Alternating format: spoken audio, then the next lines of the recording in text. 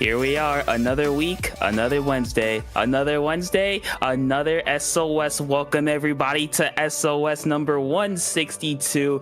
I am Topic. I am joined here with Fern, as we're gonna get started relatively quickly with our first round of the day, which is gonna be Bonk's favorite plant versus Star Guardian to Chaos. Fern, how you doing today? I'm doing amazing. Having risen from the dead, I am here once again back to commentate the best that I can. I am so excited to start. After so much, I've been on standby from a complete high from Splatoon 3 entirely. Riptide has been a blast, and now I'm here to see some more splash from this amazing group of people in this community. What do you have for me for the first set, Topic? Well, for our first game, we're gonna have personally one of my favorite map modes, Clan Blitz, Barnacle, and Dime. Do you have any thoughts on it? Clan Blitz, Barnacle, and Dime, a very Tetrical map, if you say so. Just like Crablack, wait, is this a Tetris map set? Like literally the same piece replicated all 3 times?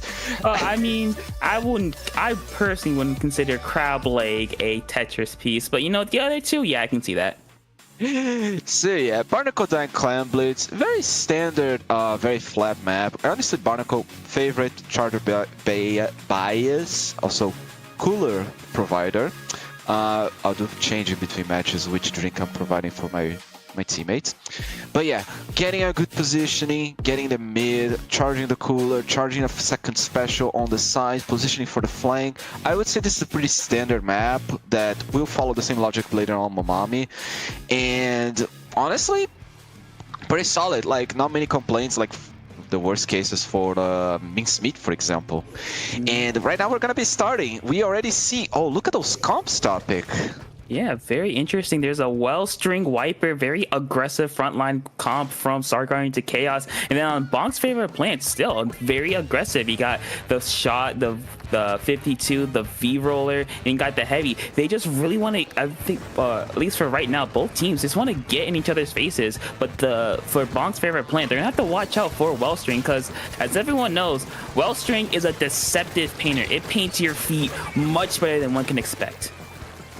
Yeah, definitely. A Wellstring player can be a great threat. Just as I saw Riptide, we're already getting so much combat happening in mid with Splatlinks all the way, already popping color with a good advantage for Bonk's favorite plant. The yellow team is pushing up quite nicely. A special was deployed on the Wellstring, tries to survive, but they do get spotted, unfortunately. Position is being set. Already getting a set on the bubble. They might be able to score. A suction, not a suction, a fizzy bomb underneath. No, it doesn't get the pick on the bucket, but they start to score. Already some points for yellow. Yeah, down to 62 with a couple more claims in reserve, down to 53. That's a bit better of a push as the roller just trying to stay alive, instead opting to jump out, which is really good. But Zoe here just going in with the curling bombs, gonna get a couple more right now. Bonk's favorite plant is doing this death by 1,000 cuts, getting small clams, 1 or 2 clams every time. And with that, they got down to 47 on their first push. Now, Star Guardians at the Chaos has to have a pretty good response. Pretty good response, but getting 53 points away already in 1 minute and 30 seconds, that is a lot.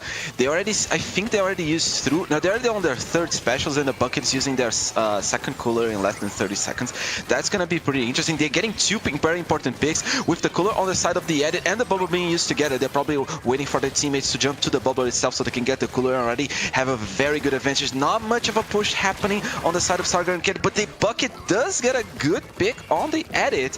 That could be actually good positioning on their elbow. Sorry, callouts are still a little bit harsh. 3v1 happening over there, and the Reef Slider doesn't get a pick. Yeah, everyone who plays Reef Slider knows that sometimes the special just doesn't want to work in your favor. Bonk's favorite plants are gonna get a nice double with the Zuka, possibly a chance for them to push up. They have the bubble at their right to set up, to get the roller set up in a really nice position. Cooler is gonna get popped, and now Bonk's favorite plant, they can keep up this aggression. Star Guardians has no cooler at the right, so they can really take advantage of this. Oh, that's 3. Yeah, Hammer was deployed from the side of the Viper, but they got splattered, unfortunately, not getting very much of a good pick. The position of the edit is quite interesting, getting a good pick, getting splattered, unfortunately, by the bucket. Zuka is being positioned, not getting the first one or the second one. The block on the side of the base gets a big, gets the third one. Oh my, will they be able to survive? No. Yeah, not able to survive much longer, but they have not let Star Guardian to Chaos really get into their pit. As when Star Guardian pushed furthest, they only got to plat. What Bonk's favorite plant did, they did a really good job of keeping Star Guardians back. They didn't allow them to go in. Though right now, Star Guardians are again, they're forced back. They have a Wave Breaker, they have Reslider at the ready, but Bonk's favorite plant is just really pushing forward. They're not giving them any space to work with. They're making sure that they don't score any points whatsoever. Yeah, I'm trying to understand what is the idea that Star Guardians is trying to accomplish. With Hammer being good, push, but unfortunately not doing much. And already the Wild String tries to survive. A flank from the Devils does stop the push. Roller almost getting a flick by a hair. They managed to do one more time. I'm honestly losing track. Was that actually 2 Resliders in less than a minute from the side of the Devils? That was actually impressive. But the Zuka pops up. Wow, topic. Yeah, anytime Bonk's favorite plant needs a Zuka, guess what? There's a Zuka coming out of nowhere, and with about a minute left, Bonk's favorite plant can really keep up or keep the position that they have. They don't want to go too far forward, or else they are going to get punished. It looks like they're going to do a really good job of that with the bubble and just keeping Star Guardians away. And they're doing a really fantastic job of that, just keeping Star Guardians kind of trapped in this court area, not allowing them to get. Right now, they have 3 clams. They're going to go down, and Bonk is just going to score again. Scoring again with a few more points remaining. Just an edit in mid, trying to feed some jumps to the roller. The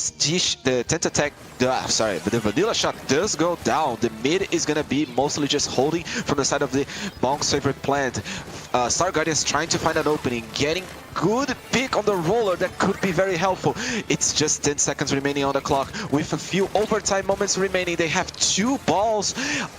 And I think the default one, no, they have actually almost, no, they only have 3 balls with the third one on the basket. They managed to get a pick, but there's so much action happening. They miss! Oh no! They miss! No, but thankfully they're able to get something going, gets one of the balls, gets another one with not a lot of clamps to go around. 51, they need 30 more points. That's a good start. More clamps at the ready, spawning just in time. Though Bonk's favorite plant's gonna respond, just the Wellstring left, not able to score with the jump, with the power. They're again gonna miss by a hair. That's another 2 jumps gonna go down, and Bonk's favorite plant holds on by a hair to take game number 1. Game number 1 does go to Bonk's favorite plant. I will say that if they were a little bit, like, I'm not saying faster in input, but like if their characters, the Inklings and the LOXYAYs, were a little bit faster on the ramp, not only would they be able to throw 1 extra clam on the side of the Wellstring, and then the power clan, which could have been the lead. They were this actual close from winning. That was actually a lot of points in just 1 push, and now we're gonna go from a little bit slower, a little bit slower map mode, which is Clan Blitz, to a little bit more faster Umami zones. This map does go fast. You get KO pretty much quickly if you don't know what you're doing and you do not manage to get the enemy team off your base once they position themselves correctly. So you have to be careful when playing Umami. Any other tips, topic? Yeah, and I think when you're pushing specifically, well, first to point out, this is a double zone map, right? So you're gonna have to paint both zones. But I think what's really important is getting control of that silo area, because if you get there before your opponent does, and before they have a chance to push you back, there's not a whole lot that they can do, because you're gonna have at least a line of sight advantage. You're gonna have possibly a range advantage. We're gonna have like a longer range weapon, like a midliner, or heck, even a backliner up there. So it's just about getting control of silo, but while also keeping your eyes on that little drop area. Because if you have eyes on that drop area and you have someone on silo, they're gonna have to use a lot of resources, maybe 2, 3, heck, maybe all your specials, just to move you out not even thinking about getting the zone. Yep, and that is actually a good point to remember on that silo. The drops, something that you need to be very extremely careful not to. That could be like the moment that someone gets splattered over there. It could be the moment that you're basically starting to stagnate. Like your team is not going to be able to do much if you get like a pick over there, and then you have to respawn on the defensive side and just like get it or half of the special that you lost. Not to mention the 4 to 8 seconds if you had or not quick respawn. It could really be crucial. But I kind of want to go back a little bit on Barnacle and Dime and like talk a little bit about the possibilities of seeing a little bit more of the Wellstring back, because Wellstring not that much played from the most meta weapons. Do you think the hammer or the Wavebreaker could have been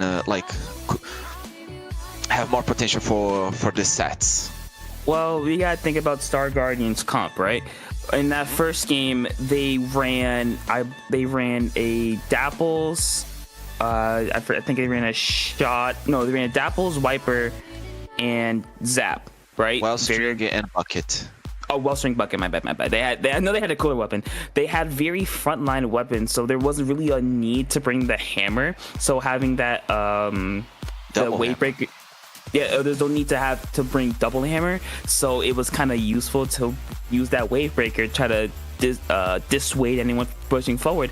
But now on Umami Zones, I think they should stick with it, because it still is a really good painter. It kind of gives you some info on where the enemies are. It kind of makes sharking for them a little bit hard, or a lot harder, since they're forced to jump out of the angle unless they're going to get marked. So I think keeping the Wellstring, I think that's the custom Wellstring with the Wavebreaker, right? The custom, yeah, the second kit. Okay. All right, yeah. So I think keeping that would be very useful if they're able to get in. Now, getting in might be a problem as considered with the first game, because it took them about 3.5-4 minutes to get their only push. So I think if they're able to get in, the custom Wellstring can really do some damage. But getting in is the hard part. True. And not to mention that the way the Wellstring works compared to other bows, like the vanilla bow, you start with a very spread out shot, then it concentrates in mid. The Wellstring, it starts far away. At some point, it concentrates into one singular point, doing massive damage if you get near close, which was actually quite interesting how the roller jumped out on fighting a 1v1 when Bonk's favorite plane was fighting underneath their basket. The roller had the potential for the splat with just a flick, but the Wellstring could have gone on the splat if they were able to properly charge the weapon and just aim precisely, which was a little bit something that threw me off guard at the match.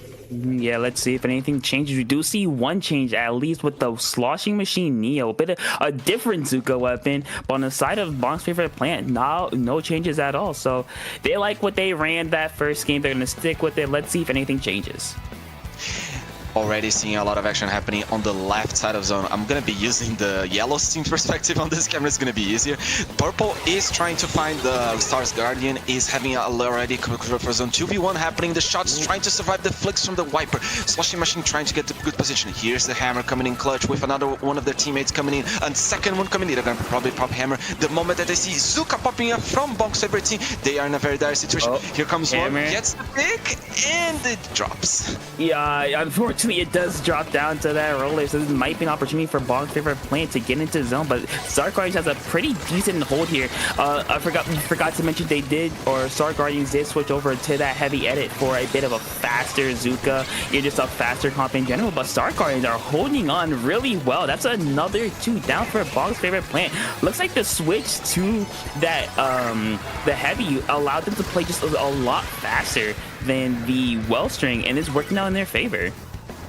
I mean, gonna be cooling, gonna be heavy at it. It's a solid weapon. Personally, I can't do it for some reason. Heavy seems like as difficult as for the ballpoint. With the roller coming in clutch, getting the second zone, applying the penalty on Bonk's favorite team, getting more points on the board. Hammer coming in, trying to get a pick, gets one, might be able to get a second one. Will they throw the hammer? Will they throw the hammer? They don't get to throw the hammer, and they get splatted at the end. Tight zones.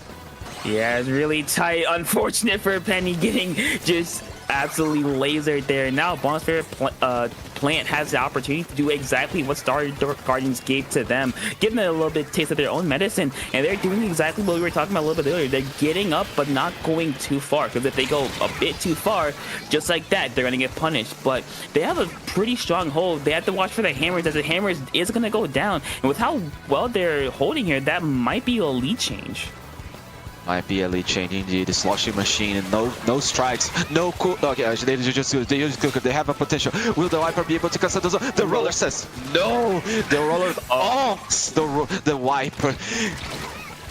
Yeah, the roller popping off, not able to get a pick onto Mosty there. But now, Star Guardians are in a neutralized zone, not quite taking Boxer Plants to the hold on as well. There's another hammer coming out. Only the last one left, unfortunately, is they're not going to find any picks, and that will be it. Bonk's favorite plant holds on, wins the game, and wins the set 2-0. 2-0, Bonk's favorite plant advances with a few more points. This is not a bracket, it's a group, but I mean, you're advancing in an indirect way to getting closer and closer to the marvelous that it is. The creme de la creme of SOS, which is, I sure am not stalking because I forgot the name of the brackets. Great White. The Great White. Yeah, Great White's the top one. Yeah, great job by Bonk's favorite plant. Just really strong defense. Like, as they really held on and they didn't allow Star Guardians to really play their game, and they showed it right there. And now I believe, correct me if I'm wrong, but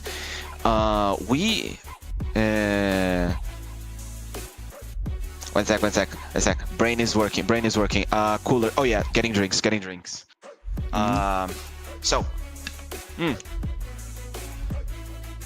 It's not playoffs 3, it's best of 3, right? It is best of 3. Oh yeah, so it is pretty strong set. I would say I feel like continuing to just go into the next set. Apparently we're better and more prepared than ever to just keep playing. But why are we setting up? Topic. I have a very important question. If you were actually playing Splatoon RL, what drinks would be the best special? Like, what flavors do you think coolers are? Oh, Arizona, give me either the mango, the watermelon, or the Arnold Palmer. One of those 3, definitely, 100%. There's no question about it. Those are the top 3.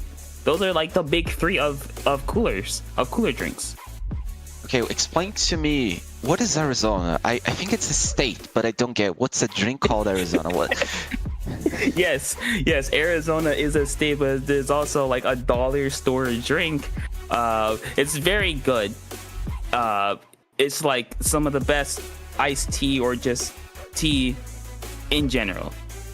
Okay, so it's a canned tea bottle. I see, fair enough. Would it be more like a chamomile tea where it puts you to sleep, or would it be a little bit more energetic, like green tea that also cures a little bit of headaches? It's just sweet. It tastes good and it's cheap. There's no really other benefits to it. It's just, it tastes good, it's cheap, and yeah, that's all I can really say about it. It's just really nice. It's really good. Fair enough. Gamers, everyone, drink your water. Water break right now. Posture check. We are gonna go be starting round soon enough, and we already have the maps. Look at this map combination right now. I honestly can't tell if I still think Makomart is a Tetris or not map. I say I mean, everything is Tetris, because this is just a square Tetris block. But yeah, I do think this is Makomart is one of the. I want to say I'm not personally a fan of Makomart, but I do see why. It's one of the better maps. It's a lot more balanced. It's at least some flank routes. I just think it's a solid map. It's the only thing. It's just a solid map. So nothing else to say about it. Topic, what weapons do you play? Let me understand your bias against Mako. Well, I play buckets, I play blasters, I play not. Wait, you play blaster and bucket, and you Yes. don't like Mako? Yes. Huh. I guess we're in the same boat. I play chargers, I play leader, and I don't like Mako. I don't know. It's just this has never been my map, so I'm not saying it's bad. I'll never say it's a. Well, I would never. I wouldn't outwardly say that it's a terrible map. It's just not my preference. Look, I can understand if you say, oh, I get lost in the candy aisle, I'm looking at some new products like the tea, the chocolates. I can understand if you feel it's distracted. I get it too. Like I go on the back, there's a little bit more of a little bit more refreshments, like just my good old ice. I prefer ice in blocks instead of liquid for some reason, so I always have to go in the back to get it. So sometimes I don't even spawn because I'm actually just staring at the different types of water people are saying. I honestly do not understand how can water be so expensive. Like Voss is a nice bottle, but damn it is so expensive. It's still water. It just buy like I don't know, just go. You can go down to the local stream, get some water. But yeah, I just get lost in like the freezer aisle, looking at all the different cuts of meat, all the fish, all that. So yeah, that's the reason why I don't like the map. I just get too distracted, just looking at all the stuff I can waste my money on.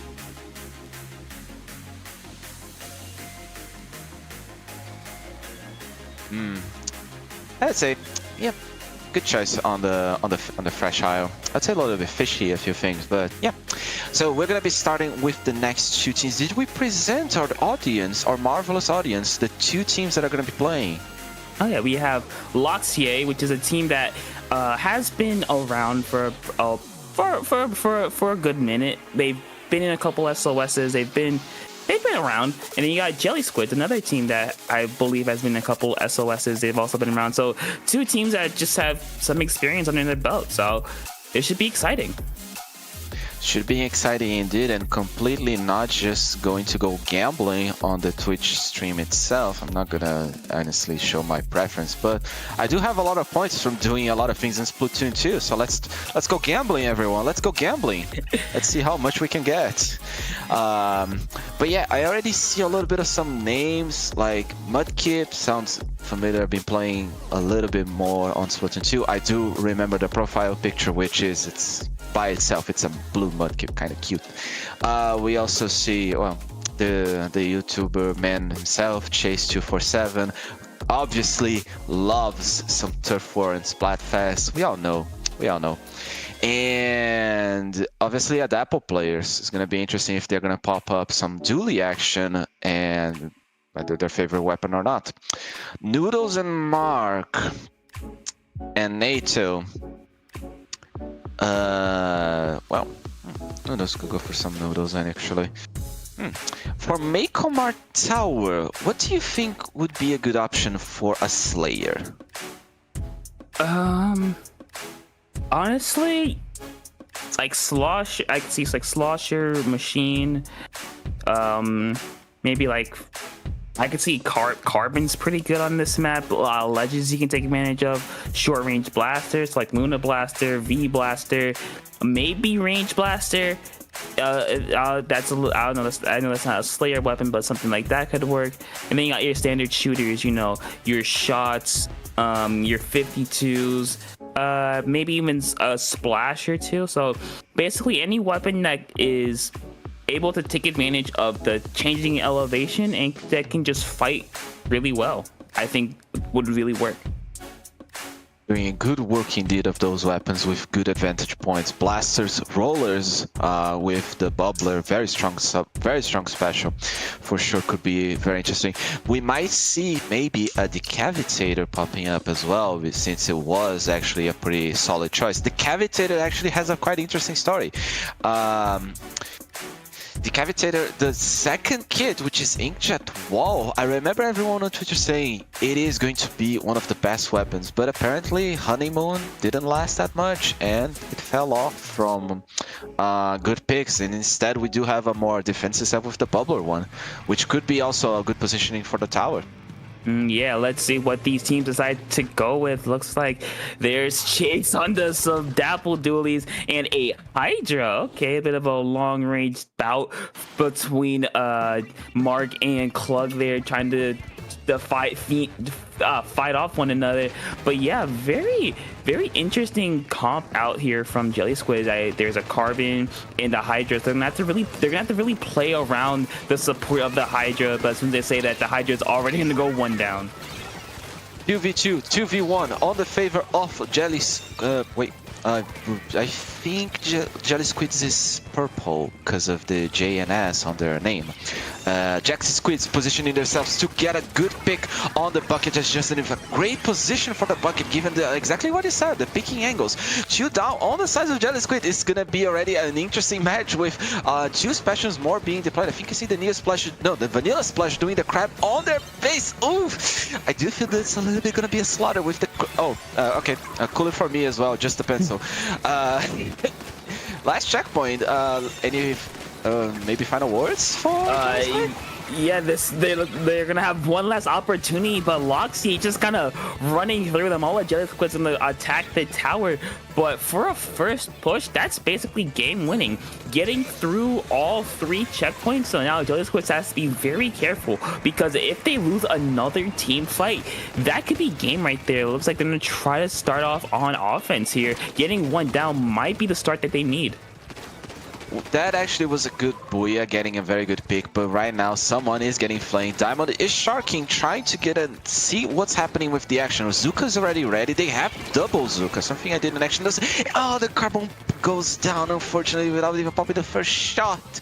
But that's okay. They are still in the tower is still in center, and a lot of action is happening on the right side. There's going to be a flank on the side of Hydra. Here comes the Reef Slider. A moment as someone drops, gets a good serve, gets good positioning, but unfortunately, the trade favorable for LOXYAY. Yeah, and they're still going.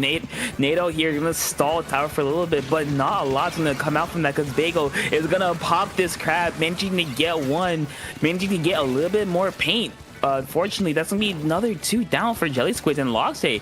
They've been pretty dominant this game. They have yet to let LOXYAY score more than 4 points, only getting down to 97, and LOXYAY are back on offense. Jelly Squid trying to find a good opening so they can actually get a little bit more picks. Unfortunately, Chase is sharking on the left side, giving the ouch for the Hydra, but that's sadly one of the things that I cannot play Hydra. You have to be very patient. At the moment that you get spotted, the moment that you get no ink underneath your feet, you're gonna have a bad time, and Chase knows how to push that to the limit as a slayer of the Dapples. Carbon not going for the Zipcaster, very good, not the Zipcaster, the Zip Line, very good call, because the pencil was actually aiming towards that. Here comes the Zuka, getting the pick on the bucket. There's only 3 points remaining on the clock. It doesn't go for the KO. Carbon sharking underneath, trying to get the pick on the pencil. The pencil is still trying to fight away. Chase does go down, getting a pick on the jump. It managed to get good picks. Carbon now is positioning for Azuka. Yeah, the Zuka's gonna go live. That's 1 shot, 2 shots, 3. Not able to find anything, but the cooler here, maybe their opportunity to really get something going. The Booyah's gonna get popped a little bit early, because now they have nothing to defend against the crab and the pencil, as the crab's gonna get 1, gonna get 2, and Jelly Squid are trying to respond. It's just not working out in their favor. Not working out a little bit on a 4v4 back neutral. 1 down, Carbon goes down. Oh, it's a 2v1 happening on the side, but unfortunately it's not going to be enough. It is just now the Hydra just respawning, trying to get some positioning. It's going to be very difficult for Jelly Squids to find an opening here. They need to decentralize LOXYAY before anything happens. The Carbon managed to miss the flicks, and there's just the trade. Oh, brother. Yeah, that's a very unfortunate pick because now Jelly Squids are going to be forced back again. They're going to need to get at least 1 to 2 down, get a good advantage before they even think about pushing. But they just haven't been able to move that pencil. I think the pencil's gone down, what, once or twice this entire game? And I think the pencil just staying alive, getting those jumps, even though the pencil outwardly is not getting those kills, is not going to at their stats, just staying alive and giving jumps is so important as there's a cooler going out. And Jelly Squids, this is your last chance to try to get a massive push going.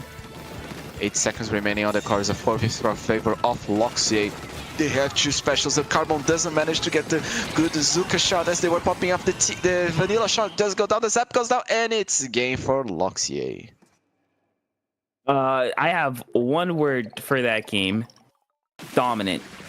Like, LOXYAY pushed it to 7. They got stopped for about a minute and then pushed it to 3, and Jelly Squids just could not come back. They could barely get to mid. They just spent most of their game in their base. They spent most of the game on their flat. They spent most of the game just trying to hold on for dear life, and unfortunately it's not going to work out in their favor. Unfortunate, but maybe they will have a second opportunity on Splat Zone's Mahi Mahi. The pool that is shaped like a squid. The resort that's definitely not. What do you say? Nah, I'm not gonna defend the Riptide Kalahari that much. With a resort that's better than Riptide for sure. It's always sunny, and sometimes passing a plane nearby. Probably the off the hook system. Wow, the off the hook duo. I can't believe I mixed off the hook and squid system in the same sentence. My bad, chat. I also there's a lot of fans of LOXYAY on the chat. LOXYAY is being called out as the best pencil in the match and the game. Round of course for LOXYAY for the compliments and the fans. So yeah, Mahi Mahi. Now, what would you do if you were inside of Jelly Squid's call right now? What would you recommend them? Just deal with the frontliners.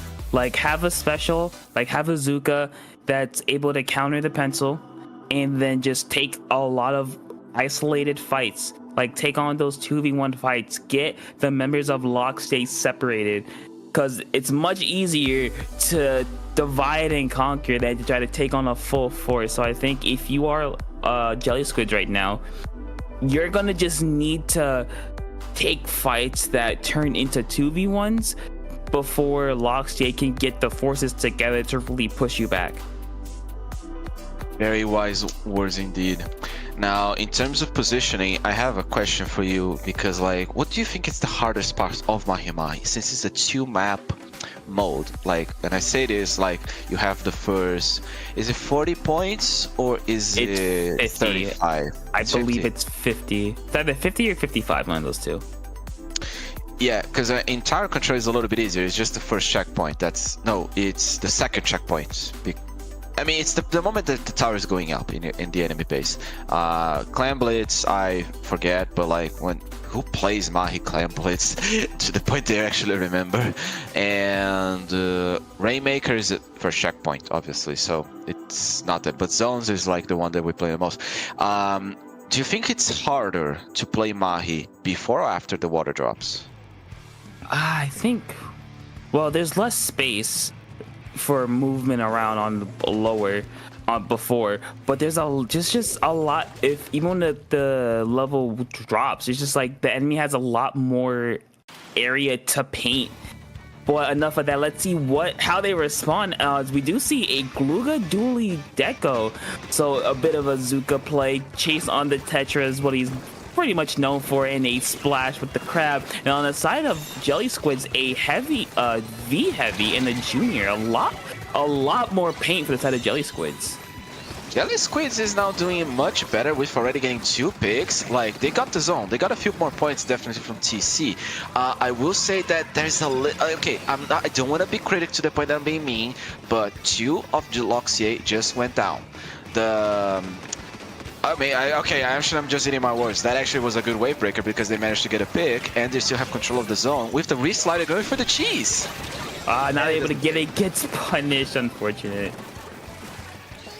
Second mode of Mahi Mahi is going on. The Pencil is underneath on the drop. Junior trying to get a little bit more Pencil. It's already going for the Bubble, fighting against the Crab. That's good, but then the Zuka is also trying to shred that Bubble. Gee, damn, that's a very strong Bubble. He survived that many points and 60 points already on the clock. I did not pay attention at the moment the water went down, but that's gonna be actually, I'll say, that's a round of applause for Jelly Squids for holding that long. Now, this is the second part of the test. Can you survive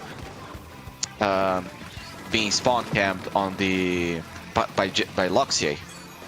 So far they're just coasting by with like a D-, because right now there's gonna be a wave breaker going live. There's a Crab they have to worry about. The Crab's gonna get a lot of damage getting one of the Junior. That's a great loss for them.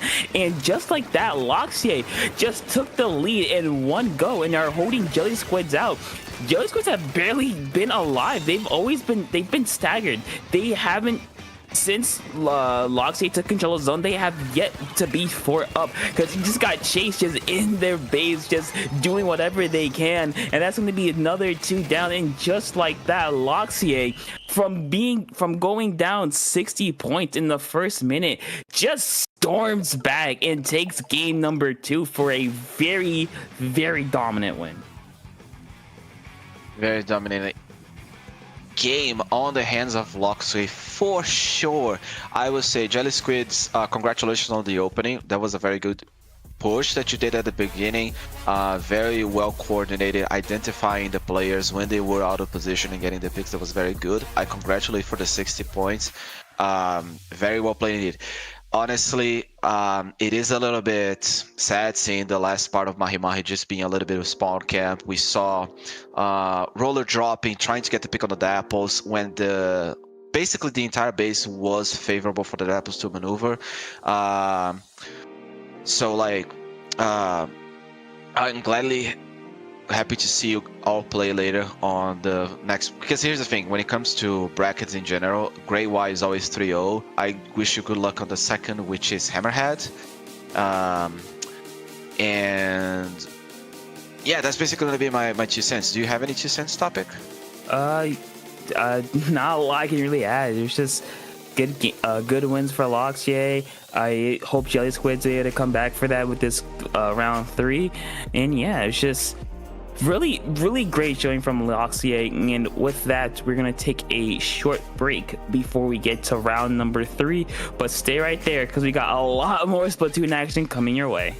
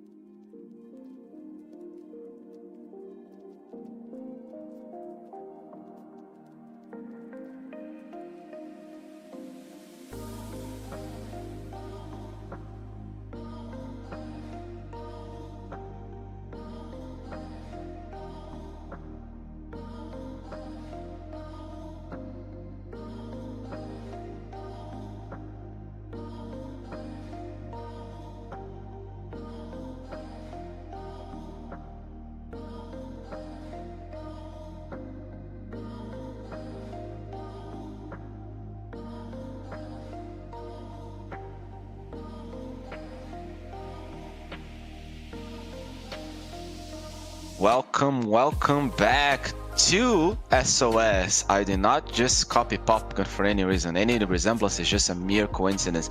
I am here once again joined by Topic and Justin, who both need a lesson on how to cook rice. But in the meantime, we're gonna be seeing what these both teams are gonna be cooking. Topic, do you recognize some of these names? I personally do not, but I know how to cook my rice.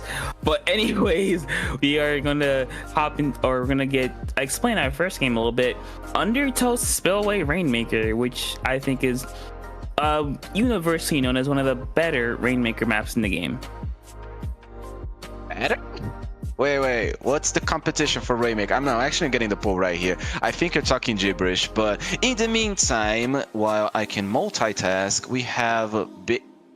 Okay, I don't actually know if I'm actually allowed by the what's it called? The rating service that does the teams, like the rating for games, like Big Fat C Cows.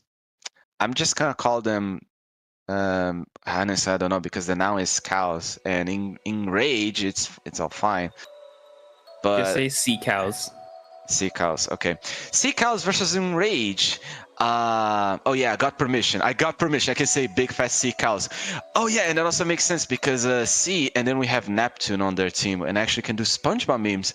Oh, Neptune. It's a collegiate team. Oh, that's actually quite nice to know. Wow.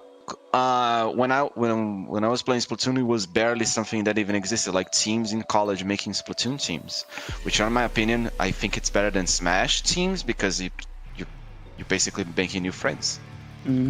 Yeah, well, let's see if the power of friendship is enough, as we're gonna hop into game number 1. Pretty standard comp from both sides, pretty kind of similar, but we do see a Dreadringer. I like Dreadringer, so I might be a little bit biased, so I'm gonna let you take over a little bit, Fern. I respect the Dreadringer. It's a good weapon. It's just got, how could I say it, cursed by the developers. It's like, it had potential for being like a breaking meta weapon for sure, like breaking from the front. We having 20 seconds. No cooler has been dropped. Oh no, actually a cooler has been dropped on the side of Big Fat Sea Cows. They're trying to get a little bit more big so they can push up, but it's just gonna be a little bit of trade in the center, trying to get at least a good opening for pushing up the Rainmaker. So, pretty standard stuff on Undertow, which is why it surprised me it was a better Rainmaker map when you said so. Yeah, I was more talking about like the different avenues, the fact you can switch between them really easily. But right now, it looks like Big Fat Sea Cows tried to push, it's not gonna work. Enrage has some solid defense, but with this, a pretty open path with only the splash and respond, they're gonna get it down to 83. Not the best push. Looks like Big Fat Sea Cows push might be over here, though that Zuka might have something to say about it. Zuka, I think I only saw one shot, but I mean, that's pretty much it. Oh, that's a good torpedo on the side from the Wiper, trying to get the pick. Good positioning, getting the hammer popped up, but unfortunately the Rainmaker is not going to carry it, but does break the checkpoint. Throwing up the hammer, trying to get a little bit more clicks with the play style of the Wiper. More points, the cooler not the cooler, the pencil player, Mini picks it up, trying to get close. Here comes the hammer of the gods, says no.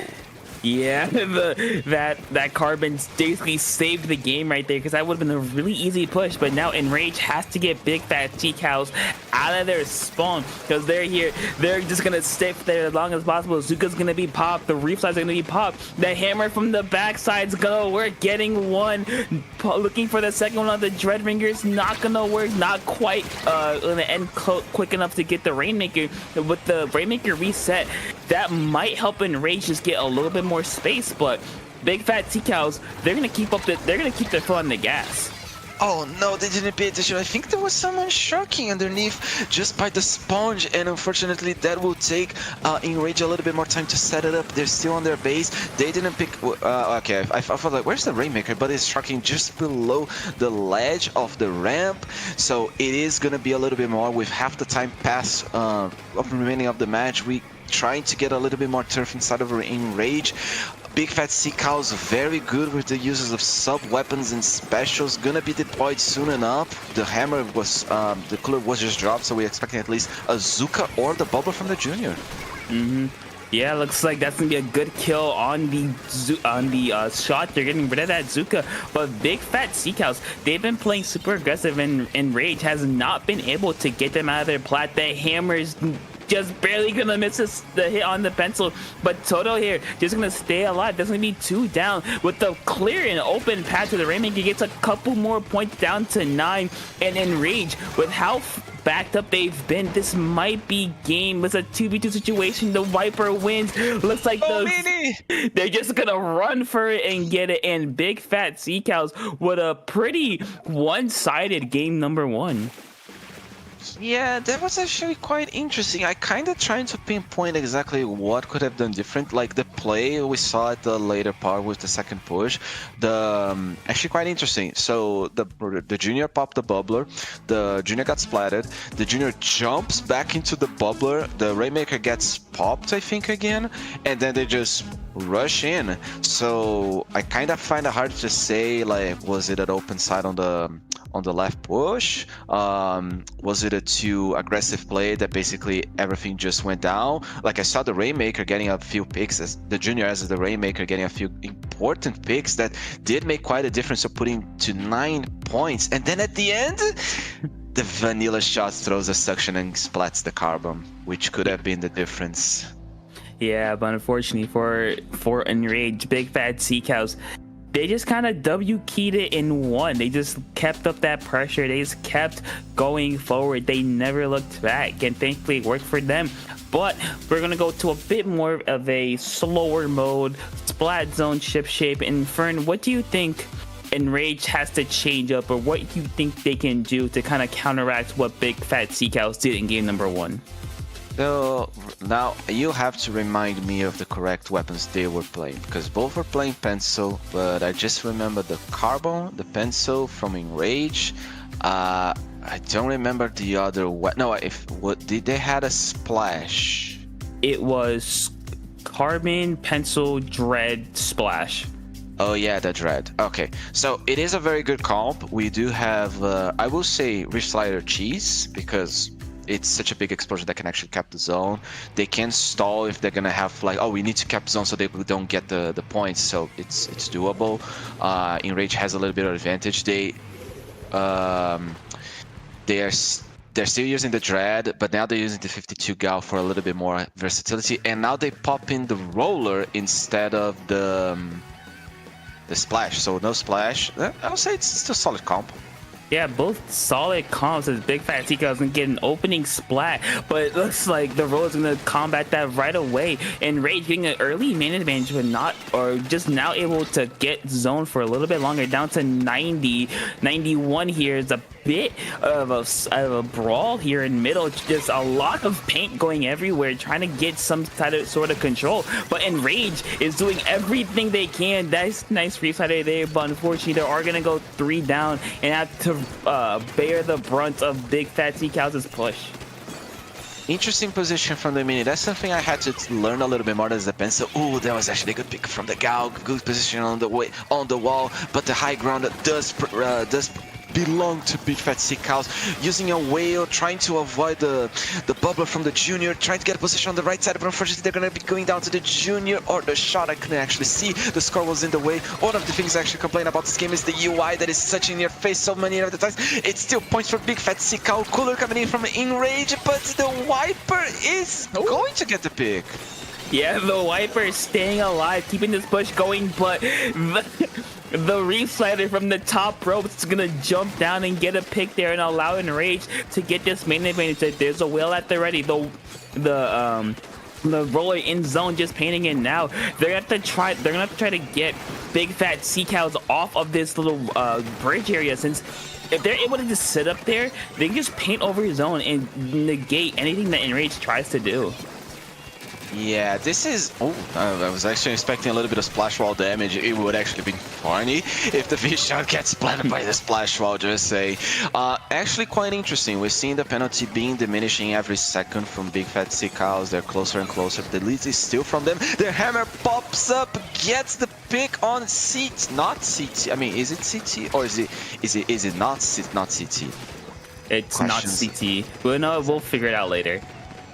We figured out with the double negatives. Coming in, Roller trying to get the picks, supporting the Dread Ringer. Gal goes down the right on the left side, getting the high ground. No cooler for the Roller. If they get splatted, that's it. Oh, they managed to do. Can they cap?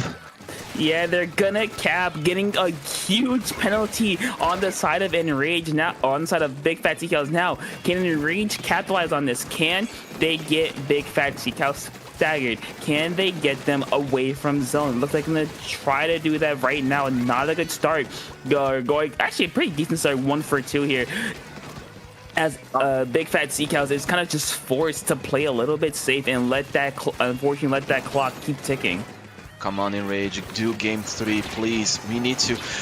If we do not do game 3, we are proving to the Riptide TOs that we actually can do a tournament before the time limit. But unfortunately, Big Fat Seacals is going to apply a 48 points penalty. And for some reason, I struggle to remember how many seconds is that. I have to do 3/4 of that in actually seconds. The positions now have been switched. The V shot does go down, but it also the Drag Ringer and the Gal. This is not looking good for Enrage. They have one special, they have 2 specials. Cooler being pops, throwing all the way closer to the zone. They managed to get a little bit more points with the Roller trying their best. The flick doesn't come in, but the second one does. It's more points for Enrage. Yeah, they're gonna try to paint the zone. The junior with the bubbles gonna get it, and Big Fat Seacals are trying to be able to not get a penalty, but they're gonna get a large penalty. But Enrage is not able to protect their zone with only the Dread Ringer. The Dread Ringer versus the Wiper. Unfortunately, Wiper is gonna go down, but the Zuka's gonna be able to get some revenge there with a minute left. Big Fat Seacals has control of zone, but Enrage, they are fighting with everything they've got. That's the Roller gets another kill in the bubble. This might come down to the wire. Coming out to the wire, 30 points on the penalty, plus 16. They need to go. Don't go for the splat bomb for the law. Thank you, not getting splatted, but unfortunately there's so little turf. They need to jump in right away to the pencil to get the cooler and push in. They managed to get a pick on the Dread. If I remember correctly, I might be losing. Yeah, it was the Dread Ringer. It's still going to be zones for Enrage. Then 28 seconds remaining on the clock. This is such a close match. They're trying so much. I'm sorry, I'm just coughed. The Junior trying to pop in Blubber, getting a good position, but the Roller has priority over the shoot if they get inside. No zone for Big Fat Seacals. Yeah, this might be it. They're gonna, Enrage is gonna take the lead, and Big Fat Seacals gonna try to fight for his zone. It's not gonna work. With 10 ticks left, the Reefside are gonna confirm the win possibly, but that's 3 down. Just the Roller left in zone. Unfortunately, they're not quick enough to take control, and Enrage, by the skin of their teeth, is gonna force a game number 3. My first game 3 of 2024. Let's go. Also, look at the map. Look at how much yellow it is. Like, I will say it was a close match, but the supremacy paint of Big Fat Seacals was showing. They were very much more active painting, and I would say that the only concern. No, not any concern. The biggest player on Enrage was the Roller, not because of the painting the zone, but like the important picks that managed to destroy the equilibrium between the other teammates was disrupted by the Roller. Yeah, because I think multiple times during that game, we saw the Roller just come out of nowhere, get 1, get 2, and keep Big Fat Seacals on their toes, giving their teammates that second of, hey, they're not looking at us, let's go. That was really, really big for Enrage, just making sure that the attention of Big Fat Seacals was focused somewhere else and not in zone.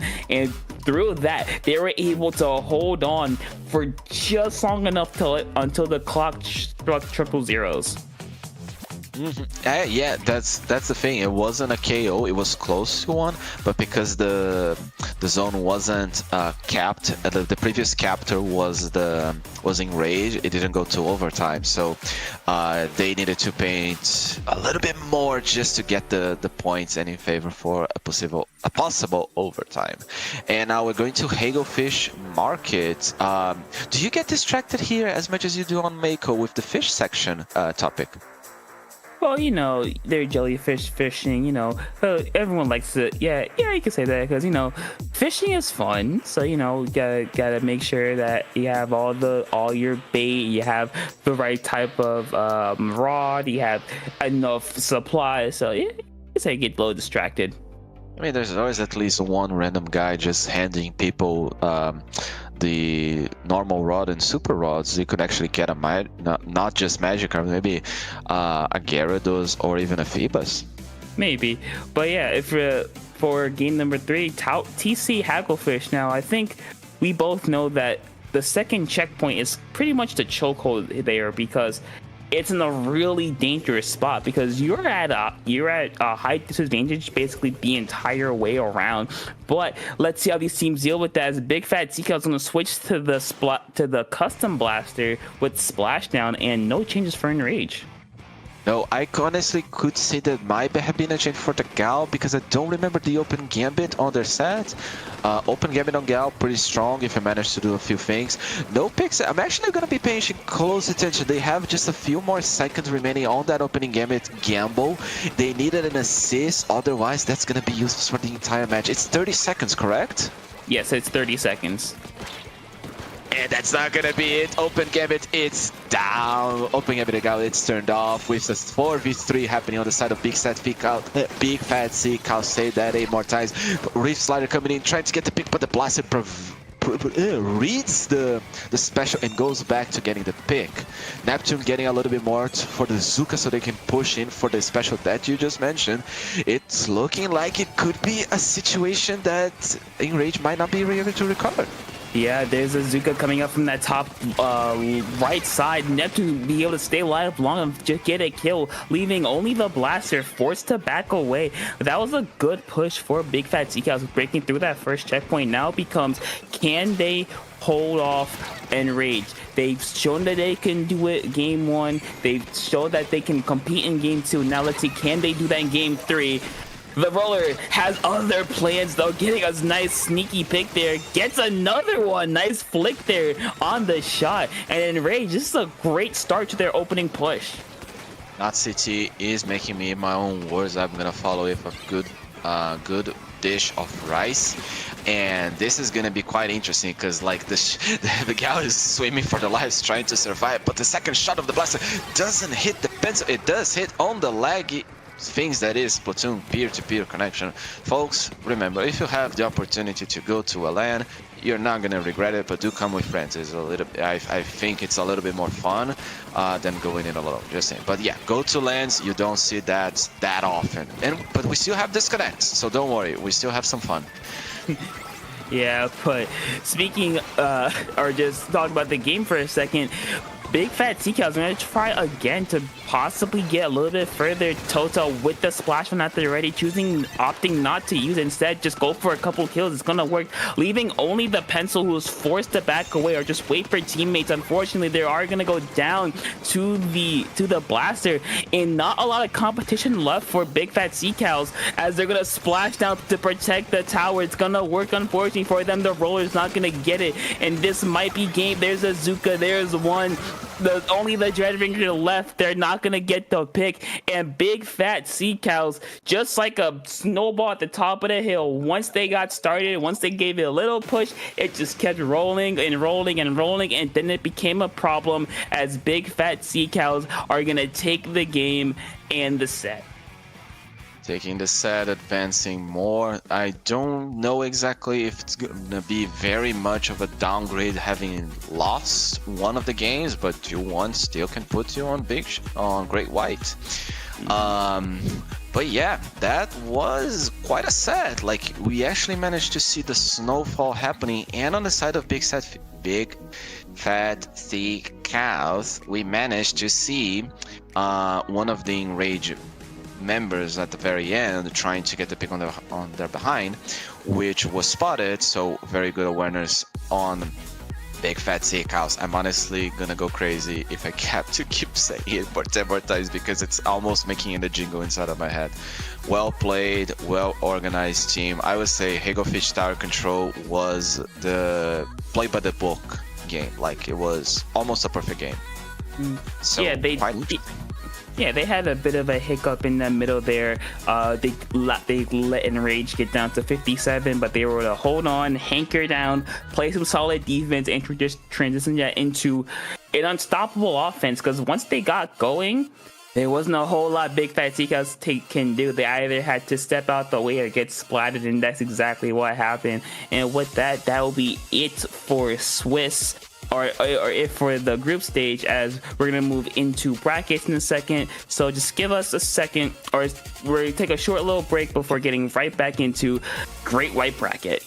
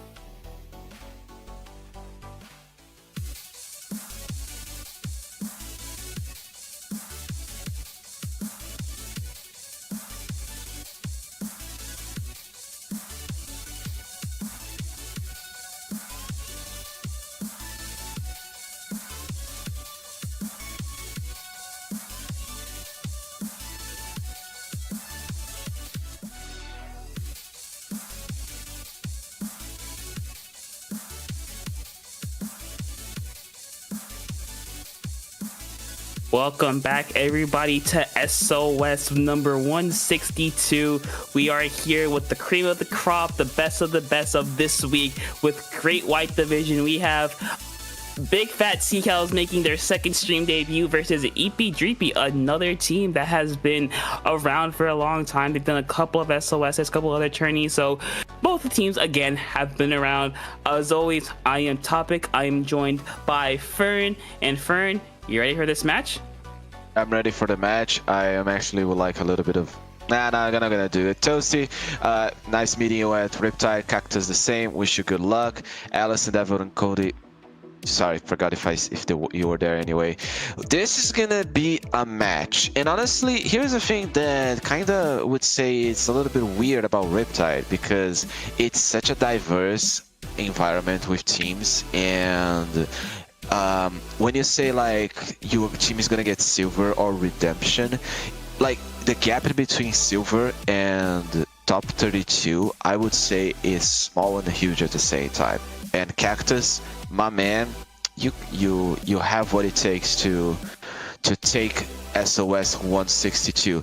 But Big Fat Sea Cows, as we saw, was also pretty aggressive. The question is what Eepy Dreepy is gonna be picking up, since we never actually saw them on stream.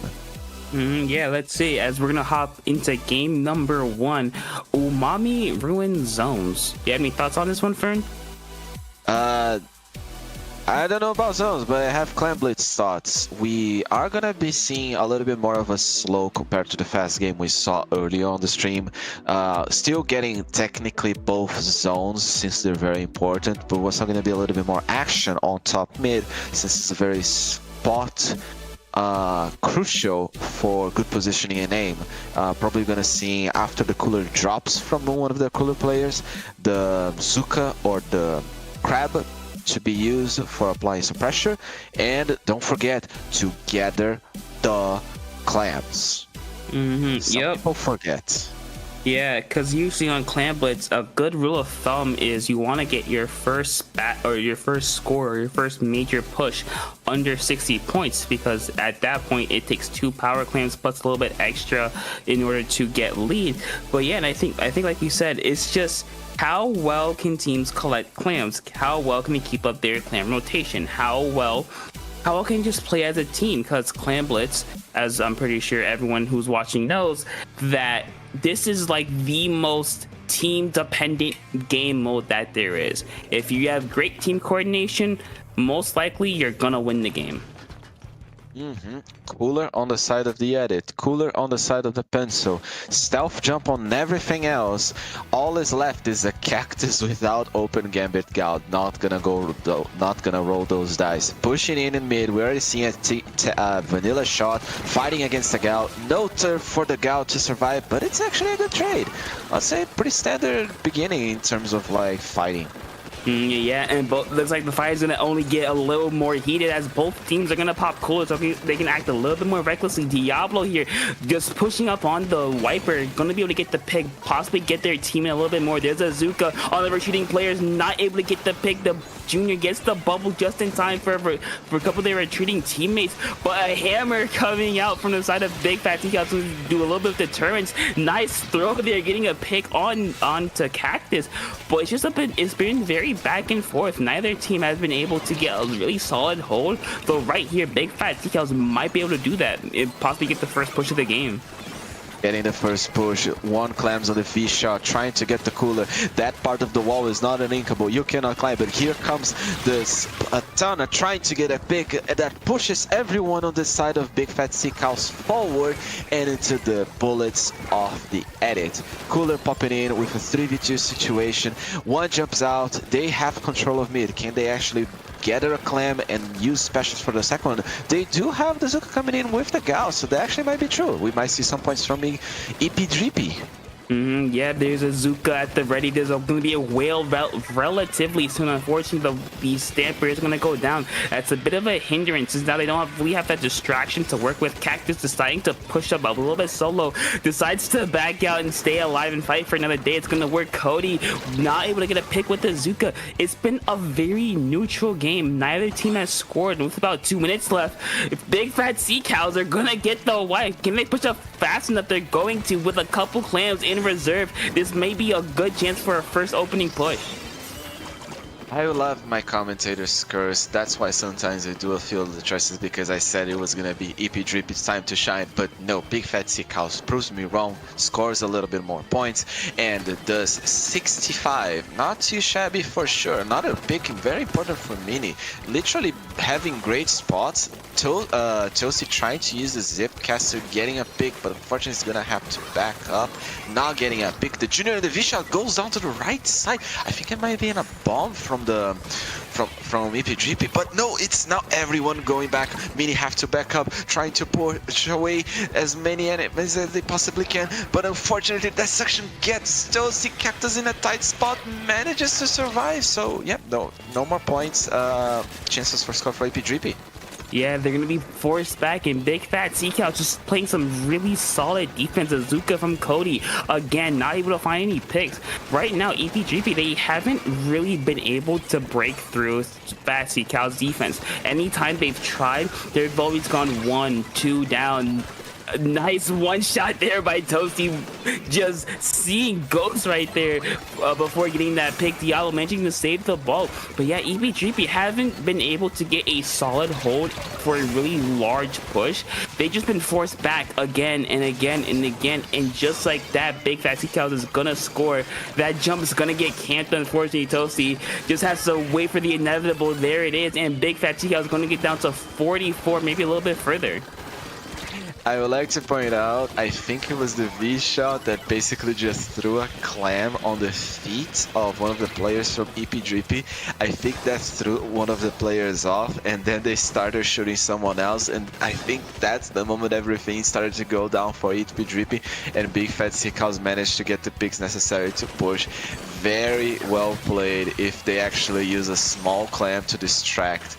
But I'm actually a little bit sad because that gamble Toasty did with the hammer didn't actually pay off. Nothing really happened afterwards, like not actual push, but it was such a clean. It's not every day when you see the perspective of the Stamper to get the pick on the hammer, but maybe with 35 seconds remaining, we're still not gonna see Eepy Dreepy finding a position, or maybe we will with the torpedo being used to pop away. They have the hammer, they know Big Fat Sea Cows has the hammer.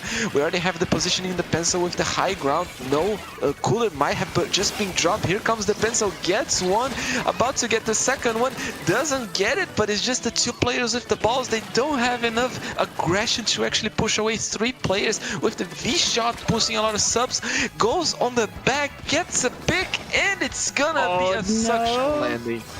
Yeah, that's gonna be it. Big Fat Sea Cows, even though there is overtime for Eepy Dreepy, the only clam is gonna be really far away, and Big Fat Sea Cows just says, just end this right now, scoring really quickly. What a game by Big Fat Sea Cows. They did not let Eepy Dreepy in. They kept him at arm's length and just said, hey, if you're gonna try to push, guess what? We got a hammer, we got a Zuka. We're just gonna keep you as far away as possible, and it worked out for them. Correct me if I'm wrong, but the winners of this don't actually go away, or is there losers brackets? There's no losers bracket. No losers bracket. So Eepy Dreepy needs to do something on Zone's Barnacle. I believe it was the first map we started. It's gonna be the second to last map we finish, at least commentators speaking. It's gonna be quite interesting. Could be the last one, and the irony could be there. Or not the irony, the okay, the word escapes me, but it will be quite interesting. This is gonna be the best of 3. Later on the term is gonna be best of 5 starting round 3. We are gonna think, what would Eepy Dreepy do on this situation? Would you change weapons? Would you try to approach the match in a different way? This is honestly a very interesting dilemma Eepy Dreepy has to deal with. They did have honestly just a difficulty on pushing. So finding what caused that could be the crucial part on the next game. Keep in mind, it's zone, so it's fast. Yeah, and I think the main thing that they kind of lost was team fights. You know, every time they tried to fight big fat sea cows, whether it be 4v4 or 3v3, they just kind of lost those engagements and they were forced back. But on zones, it's maybe a little bit different. They might be able, if they're able to hold, right? If they're able to get a good hold in zone on their plat, just keep big fat sea cows away, that might be a game that might work for them. But it's just, hey, it's just all, it just comes down to, hey, we gotta win our fights, we gotta win our 1v1s, we gotta get these into 2v1s. We have to give ourselves every advantage possible to win, and right now they gotta be thinking, how can we do that? That's gonna be answer those questions with right now. The Barnacle and Dime, my brain's already turning off. No changes on comp from one side. We do see a second kit for the Stamper with the Crab. Cactus not on, wait, no, Toast is still on the Stamper, but instead of the vanilla one is the Crab one. Yeah, we do see big fat decals going with the Junior for a bit of paint and bombs in the bubble. Looks like that's gonna work out very much in their favor, as in they get zone right away with the cooler. It's a great opportunity for them, but both teams with the cooler. Cactus doesn't go down to the pencil. Toasty forced to look away at the wiper.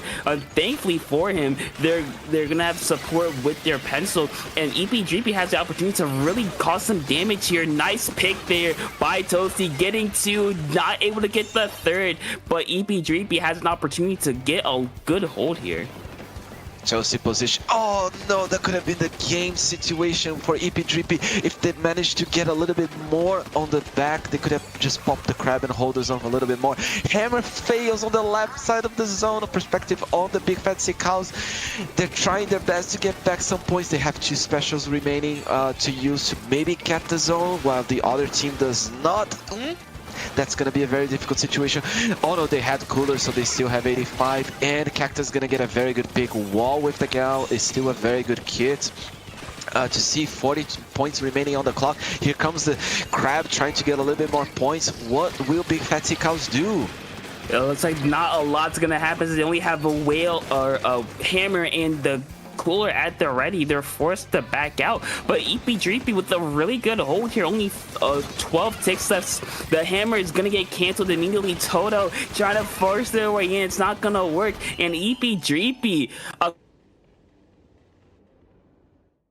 complete 180 from the last game with a really good hold and really nice win. Yeah, like zones, once you know what you're doing, it's very, very complicated. If you get, I would say, what is the correct word here? Like, to be or not to be spawn camp? Because like, I would say that this one was a special coordination. Like, Eepy Dreepy played that very well coordinated. Like they almost managed to do at the very early stage with the crab just missing a little bit on the side of Toasty when they got picked at the enemy base. But even after that, they managed to not lose control of the zone. I don't think there was even a penalty applied at any time, was it? If it was a pretty small penalty, but yeah, the clock just kept on running for Eepy Dreepy. Exactly. So for Eepy Dreepy, this is gonna be the difference. And now here's the thing that I have with this map. Last time I played, which was on replay because map was a little bit similar. There is a cheese you can do with the Kraken, and the second was one of the duelists managed to just shark and get the Rainmaker. I'm hoping to see a little bit more, I would say cheesy, but a little bit more exciting of like trying to get the Rainmaker in beneath. It's always fun to see, to catch your enemy off guard and just get more points with the Rainmaker. But if these two teams have shown us that they are more than ready to take gold, as getting so far as to Grey White, I'm pretty sure they will not let that happen. Yeah, I expect, especially teams that are like, this is basically win or go home now, win or go home.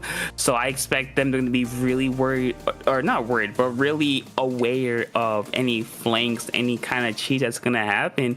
But Rainmaker Undertow, well, me personally, I do think we're gonna see a lot of longer sustained pushes, especially on that left side route, because it's gonna, both teams want to just try to get a good lead and just trying to milk the clock as long as possible. So I expect maybe, well, don't take maybe like a couple of good pushes, maybe they get close to about that 30-point mark, but possibly no further.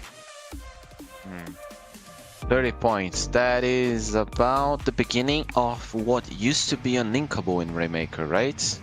I believe so. It's like right after that little gray area. Okay. Yeah, that is... Yeah, if they go after that, that's definitely going to be there. We see the Rapid Blaster custom showing up with the Inkjet. Very good, strong weapon. No changes on the side of Big Fat Sea Cow. So Eepy Dreepy showing a different... Maybe it will destabilize the comps. Yeah, I think the Rapid Blaster Deco is just a way to get some more range out of it, as that's going to be a good start with one down Neptune. Unfortunately, 2 Zuka shots go right into the wall. Mini here picks it up, but goes down almost immediately. Diablo forced to back away, and now Eepy Dreepy has the opportunity to kind of hold on to Rainmaker. Neptune going in, not going to get any picks, though the hammer might try to get one. Gets one on Cody, try to get one on Toasty, not quite going to get it. Uses the inkjet to stay alive, and Eepy, or Big Fat, or Eepy Dreepy with a pretty solid defense, not allowing Big Fat Cows on the board. Yeah, 1 minute already has passed and no points have been scored. Quite interesting. Like both teams haven't found exactly the push. They wanted to feel comfortable with getting more points with the Rainmaker. Junior positioning the bubbler on the left side could be crucial, but here comes the Zuka and no, you're not doing anything. Mini managed to get a few points. The cooler will make them respawn a little bit faster, which is nice. But actually, no points were scored because it was just below the line of the mid. Yeah, both teams are not allowing each other to score, but that might be what breaks the glass of scoring, as EPGB is going to get wiped out here, and Big Fat Chico is just going to run towards the first checkpoint and gets it almost immediately. Now they have the bubble at the ready for some solid defense against the Jet. It's going to work, though Toasty it would outlive it, gets one, barely able to get the second one, forced back. Unfortunately, will get camped, but Big Fat Chico is going to go 3 down here, and EPGB might have an opportunity to respond. It's just, can they push up quick enough and get through that first checkpoint? Don't forget to hydrate. Everyone, posture check and hydration check, just like Cody did. They remember to go back for those drinks. Rainmaker back in mid. First checkpoint on the Undertow. It's not necessarily the game ending, so Eepy Dreepy just needs to be a little bit smart with what to do right here, and they can do it. They might push from the right side, but no, they're gonna definitely push left after just the pencil being the one left alive. With the last shot with the Zuka, can they actually get the pick? It doesn't do enough damage, but they managed to get the checkpoint. Could be here we get a change of lead on the side of Eepy Dreepy, or could it be a little bit more safe? They just gotta pick it up. There it is. They picked it up, and they're just gonna run forward. Everything's happening. Diablo still going down to 15. That, with how well both teams are playing defense, that might be game winning. But Big Fat T-Cows are gonna have to try and drop this off as quick as possible. They're able to do that and just take it and run, though. They have to be wary because Diablo's just gonna sit there and watch it. Gonna get one on the Junior, another one on the pencil, and now Eepy Dreepy is looking pretty strong here, with Diablo just being a good backliner and just staying alive for as long as possible and getting cooler for their team. Yeah, Diablo did a good gamble dropping as they were shooting with the heavy edit that managed to stop any positioning Big Fat Sick House could have done. And honestly, this puts now them in a very tight situation. 15 points is nothing to write home about. I can quote more Beatles if you want, but with 1 minute and 30 seconds remaining, Big Fat Sea Cows needs something in order to get the lead. Ooh, nice Ooh. angle, not hitting any walls. Yeah, speaking of getting a good lead, that might be a good start, but unfortunately for them, they're gonna have the cooler. But with about 70 seconds left, Eepy Dreepy can just play some solid defense. But how can Big Fat T-Cows respond? Never mind, that's a good way to respond right there. Commentator's Curse is a very merciless person, I will say, because right now they have the opportunity. 1, 2, 3 specials have been used. It's just the Zuka now that's gonna come from the shot that can actually make the difference. Oh, but it's just so close. They are trying their best. And unfortunately, Tosi is behind. I honestly didn't notice what the Rapid is doing behind it. Will the explosion splat them? It will. But now, how will they pick it up? They have the chance. The shot needs to stay alive. 4v1. They're gonna take it and run. Mini's gonna be dissuaded by that bomb, and with 3 down, Big Fat T-Cow's gonna run it again. They're gonna get the lead, not quite enough to get the checkpoint. They're gonna get wiped out. No one in sight. Big Fat T-Cow's, they pop it. They're gonna run it. Neptune gonna get the grand slam and win the game in a very entertaining and a very chaotic last 35-40 seconds. But Big Fat Sea Cows are gonna etch out a win and move on to round number 2. What a win for Big Fat Sea Cows, and what a devastating loss for Eepy Dreepy.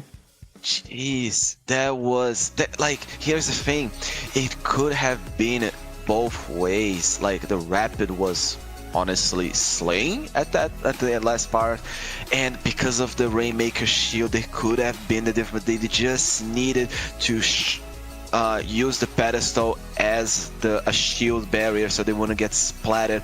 That was so close. And then I saw the shot from Eepy Dreepy had Zuka, but unfortunately they got splattered, so they couldn't use it to stop the Rainmaker. Everything just fell apart like a domino's house. But unfortunately for Eepy Dreepy, better luck next time. Congratulations on getting here this far. You deserve. That was a very good Zones Rainmaker, and it was still a very good push that took you guys to 15 points. You did amazing. Big Fat Sea Cows, we'll see you on round 2 against seed number 2 of the tournament. Yeah, we're gonna see them next round, but unfortunately that will be it from us commentating. That was great. Fern, where can people find you? They can find me on can they find me on Twitter?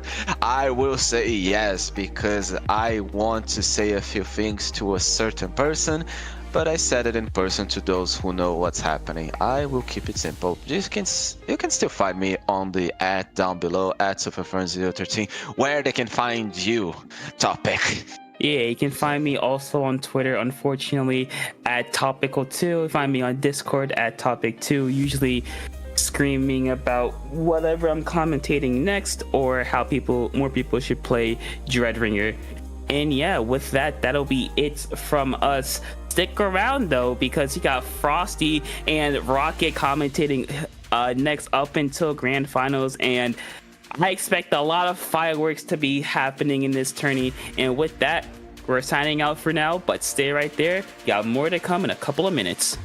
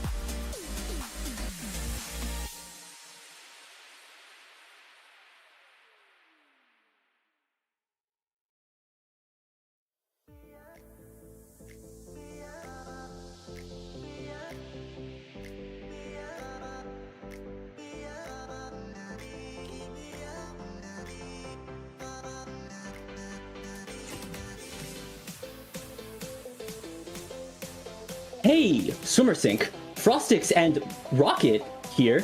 Where are your fingers? Well, if you're playing in the tournament, best be on the controllers, but if you're in chat, on those keyboards to support the quarterfinals of Top Cut. Strawberry Cream Donut versus Secret Elixir. Rocket, how are we feeling today?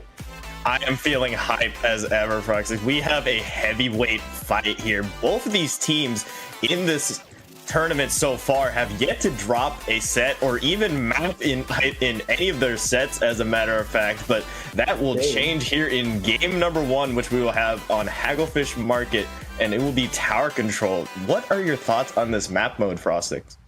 PC Hagglefish, I mean, those two side lanes are really devious, but at the same time, what is probably important to me is that really important, I think, was it the first or second, I think probably the second checkpoint. Once it starts going up the ledge into the area close to the enemy team spawn, you are exposed to so much threats there, to a stray Zuka shot, to a stray blaster shot, to a stray leader, pencil. You need to make sure that you have the means to protect whoever's riding the tower, to get past that, to be Sisyphus rolling up that boulder. And here we go, game number 1.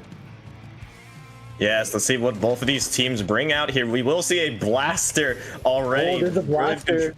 Yeah, and on the other side, another blaster as well. We will be seeing the duel for the blasters here. One side, Strawberry Cream Donut, will have the regular custom range blaster, and the other, the Deco, the Rapid Blaster Deco. So it's going to be definitely an interesting interaction between those two weapons, as I think it's going to be key for those two weapons to be the main people, the main ones just contesting the tower here, as we see actually the Rapid on the side of Secret Elixir going down initially here. The Nautilus has their special available to them. They have the rain, but they have to be careful about that backstab. But already off to a great start, Strawberry Cream Donut are inching their ways forward, as Secret Elixir have yet to stop this. However, they will eventually rally near the first checkpoint. Exactly, and now this is that point that I was stressing earlier. There's so much open angles that you could get hit by. In this case, Strawberry Cream Donut's push was stopped by the blaster. Taking down another pick here, they're landing direct. That's 2! This rain blaster is going off. Yeah, quick double there, and actually a delayed wipeout for Secret Elixir, as now Strawberry Cream Donut just continues to move forward. Just amazing blaster gameplay there, and honestly, as a blaster main myself, just being a little biased, that was really satisfying to watch. That was really satisfying, those clicks. D1 Glazers here with that Zuka trying to flush people out. Wavebreaker, Soda is down. The team is refreshed as they enter the dreaded zone. The Crab is there to stop the push. Will they be able to flush Strawberry Cream Donut out? It seems like it, but the tower is still there. And yeah, they're just down one. Yeah, they're just continuing to edge a little bit forward here. However, Secret Elixir are finally at least managing to stop Strawberry Cream Donut in and stuff them at this first checkpoint. Although, look at how far Strawberry Cream Donut has been able to push their tower, almost passing the second checkpoint already. But look at the dually play from Karma here. The ability to just get so far into Strawberry Cream Donut's side of the map, taking the duel, unfortunately, will be taken down real quick, but will get a trade out of it regardless. And off of that distraction now, Secret Elixir will be able to get their first points on the board. Secret Elixir has now started to pop almost all of their specials. Here comes the Whale. Here comes the Crab. They're trying to flush Strawberry Cream Donut even further into their spawn. 2 picks down as they enter that dreaded tent zone. First checkpoint is now in Secret Elixir's end. Karma, like you said, is just in there like swimwear. Can they get everyone on the ledge? The Inkjet is off to get some picks here. They get impact. Kurta is on that. Can they get the Range Blaster? That's the Range Blaster down. And that's lead on Secret Elixir. Yeah, Secret Elixir have just not looking back after that mid retake and that great defense initially they had. They have now a very comfortable lead, but kills are going left, right, and center. It is just left to the gal on Secret Elixir, who will inevitably fall. It will be a delayed wipeout for Secret Elixir, and Strawberry Cream Donut now with a good defense of their own. But I just want to mention how well Secret Elixir just kept the ball rolling once they had control of that tower. Karma was able to create so much space with them just individually, and off of that, the rest of their team just really rallied around them and just kept going in. But we see now kills going left, right, and center. Secret Cream Donut will go down. It's not Secret, Strawberry Cream Donut. I'm getting my team's name mixed up here. We'll go a couple players down. However, quick response on their side as Secret Elixir are now in a numbers disadvantage as Strawberry Cream Donut continues their advance. Strawberry Cream Donut is actually popping a Zuki here. Is that the Soda as well? They're going all in on this. That's a trade for both Karma and D1 Glazer. Kurta here with that Inkjet. They've gotten picked up to the floor, gets shut down by that Pencil and Hater with that scope. Here comes that dreaded Karma. Can Karma get any picks from here? But then the rain comes down for Strawberry Cream Donut. That's the Torpedo. They're flushing Strawberry Cream Donut out, and Hater's in a really tricky situation. It's only a 2v4 actually on Secret Elixir's end. Wipeout! Wait, the skills are shifting! This could be the opportunity that Strawberry Cream Donut needed, as they are now comfortably in the lead and right next to the goal right here. 10 seconds left, 5 ticks left, and no Secret Elixir player is alive to contest it, as Strawberry Cream Donut will punch right back and take game 1. That was intense. Both getting really fast leads within their first pushes. First on Strawberry Cream Donut's end, and then Secret Elixir. But then Strawberry Cream Donut manages to push back that entire lead that was on there in order to reach the KO for their team, winning game 1. Yeah, Secret Elixir had a great initial punchback, knocking it down near, I believe, the 26-point mark, but it seems like it was the battle of counterattacks, as Strawberry Cream Donut themselves a straight punchback, and they honestly never looked back after that. But we're now moving to game 2, which is Rainmaker Humpback Pump Track, and me personally, this map is always fun to watch, especially on Rainmaker, because of the chaos that this map ensues. It is basically a tsunami in mid. This is, it feels like a war zone out there with how much space can be controlled, with the amount of range the specials can have. It just feels like so much going on, but that's just the ideal environment to start casting in, Rocket. Yeah, 100%. We are definitely going to be in for what a chaotic fight there, but I just want to mention the blaster.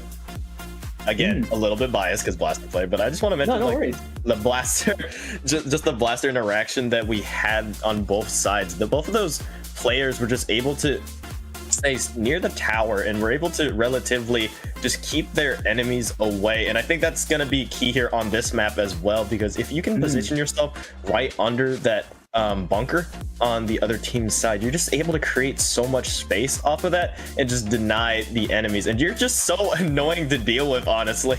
Oh yeah, not only just with their mechanical skill with the main weapon, especially with their skillful use of their special weapons.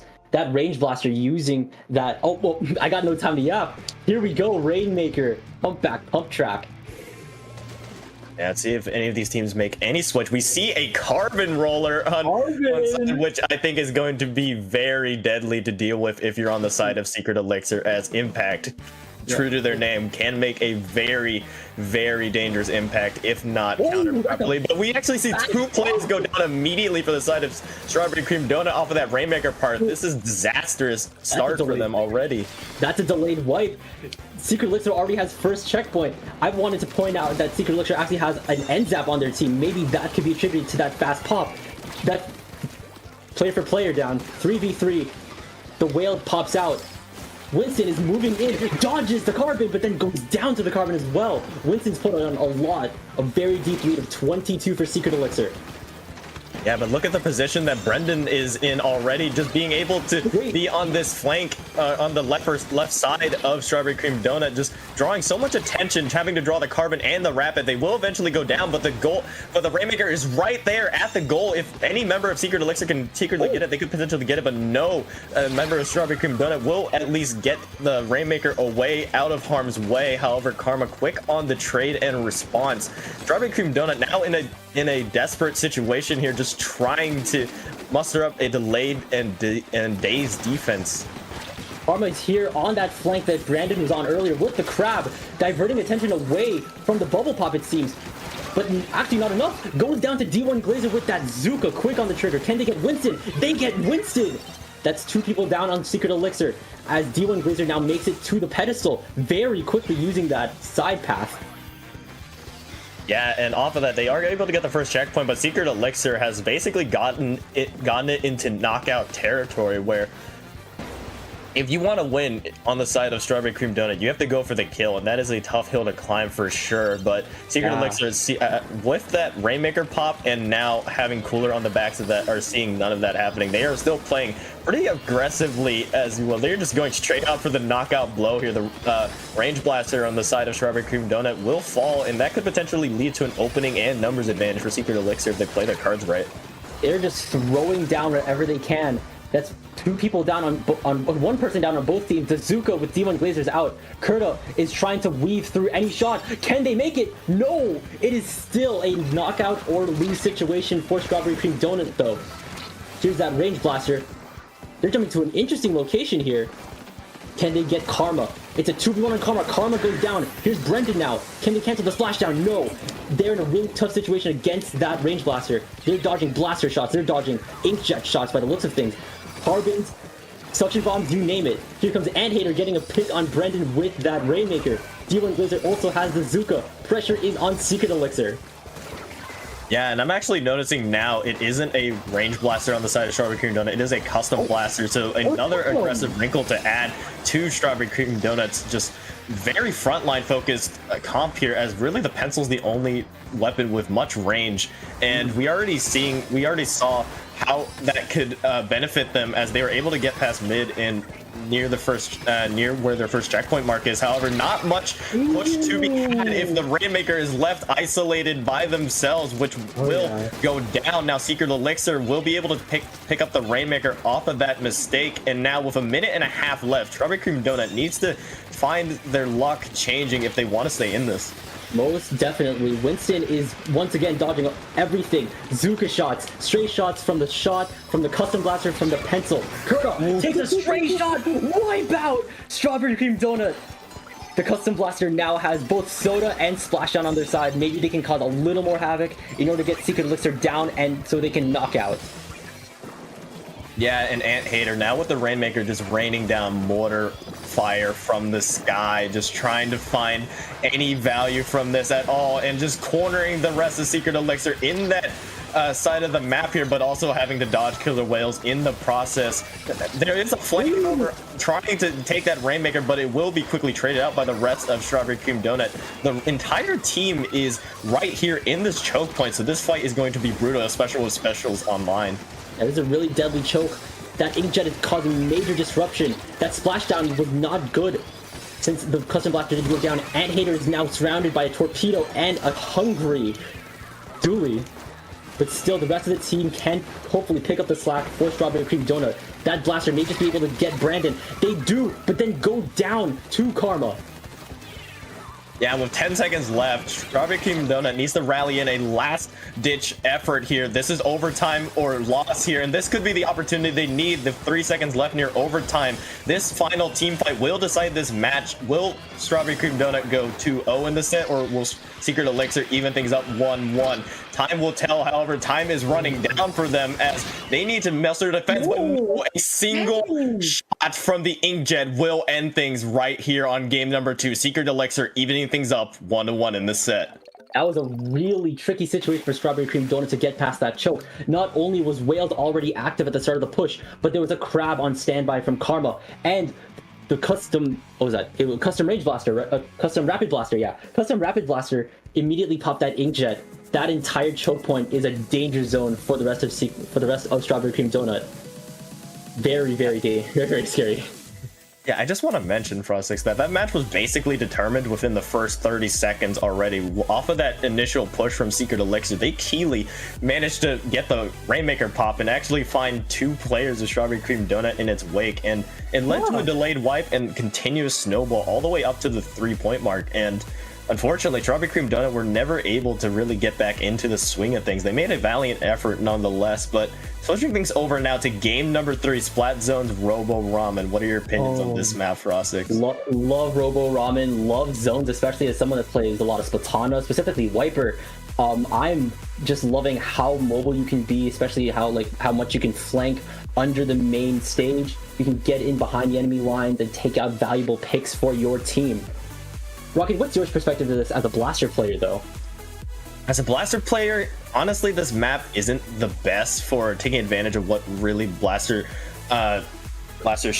strengths are, which is being able to play around corners. Sure, there are some corners that you can play around. However, there is no real like ledges that you can camp or chokeholds you can really be an annoyance at. So it's definitely going to be up for the rest of the players to really play a bigger factor in this, especially if we see another Carbon on the side of Strawberry Cream Donut, because honestly I think that would be a pretty good choice on this map, because like you mentioned, the flanking routes, and Carbon does play in similar roles to Splatana, at least in the sharking sense, and just being that annoyance. It feels like a lot of pressure is applied on potentially the in order to make a really quick difference of the enemy team, in order to at least get a lot of control of the map, of the zone, and potentially even lock them out of their own spawn, because I've seen matches in which the enemy team has just been locked out of their spawn with the range, with the cheese that some frontline weapons can do. It really all depends on how fast you can get control of the field. Yeah, 100% Frost. And just taking a look at our other maps in this set, we will have Clam Blitz on Scourge Gorge, and if necessary, Tower Control on Macomart. Any of these other maps really interest you at all, Frost?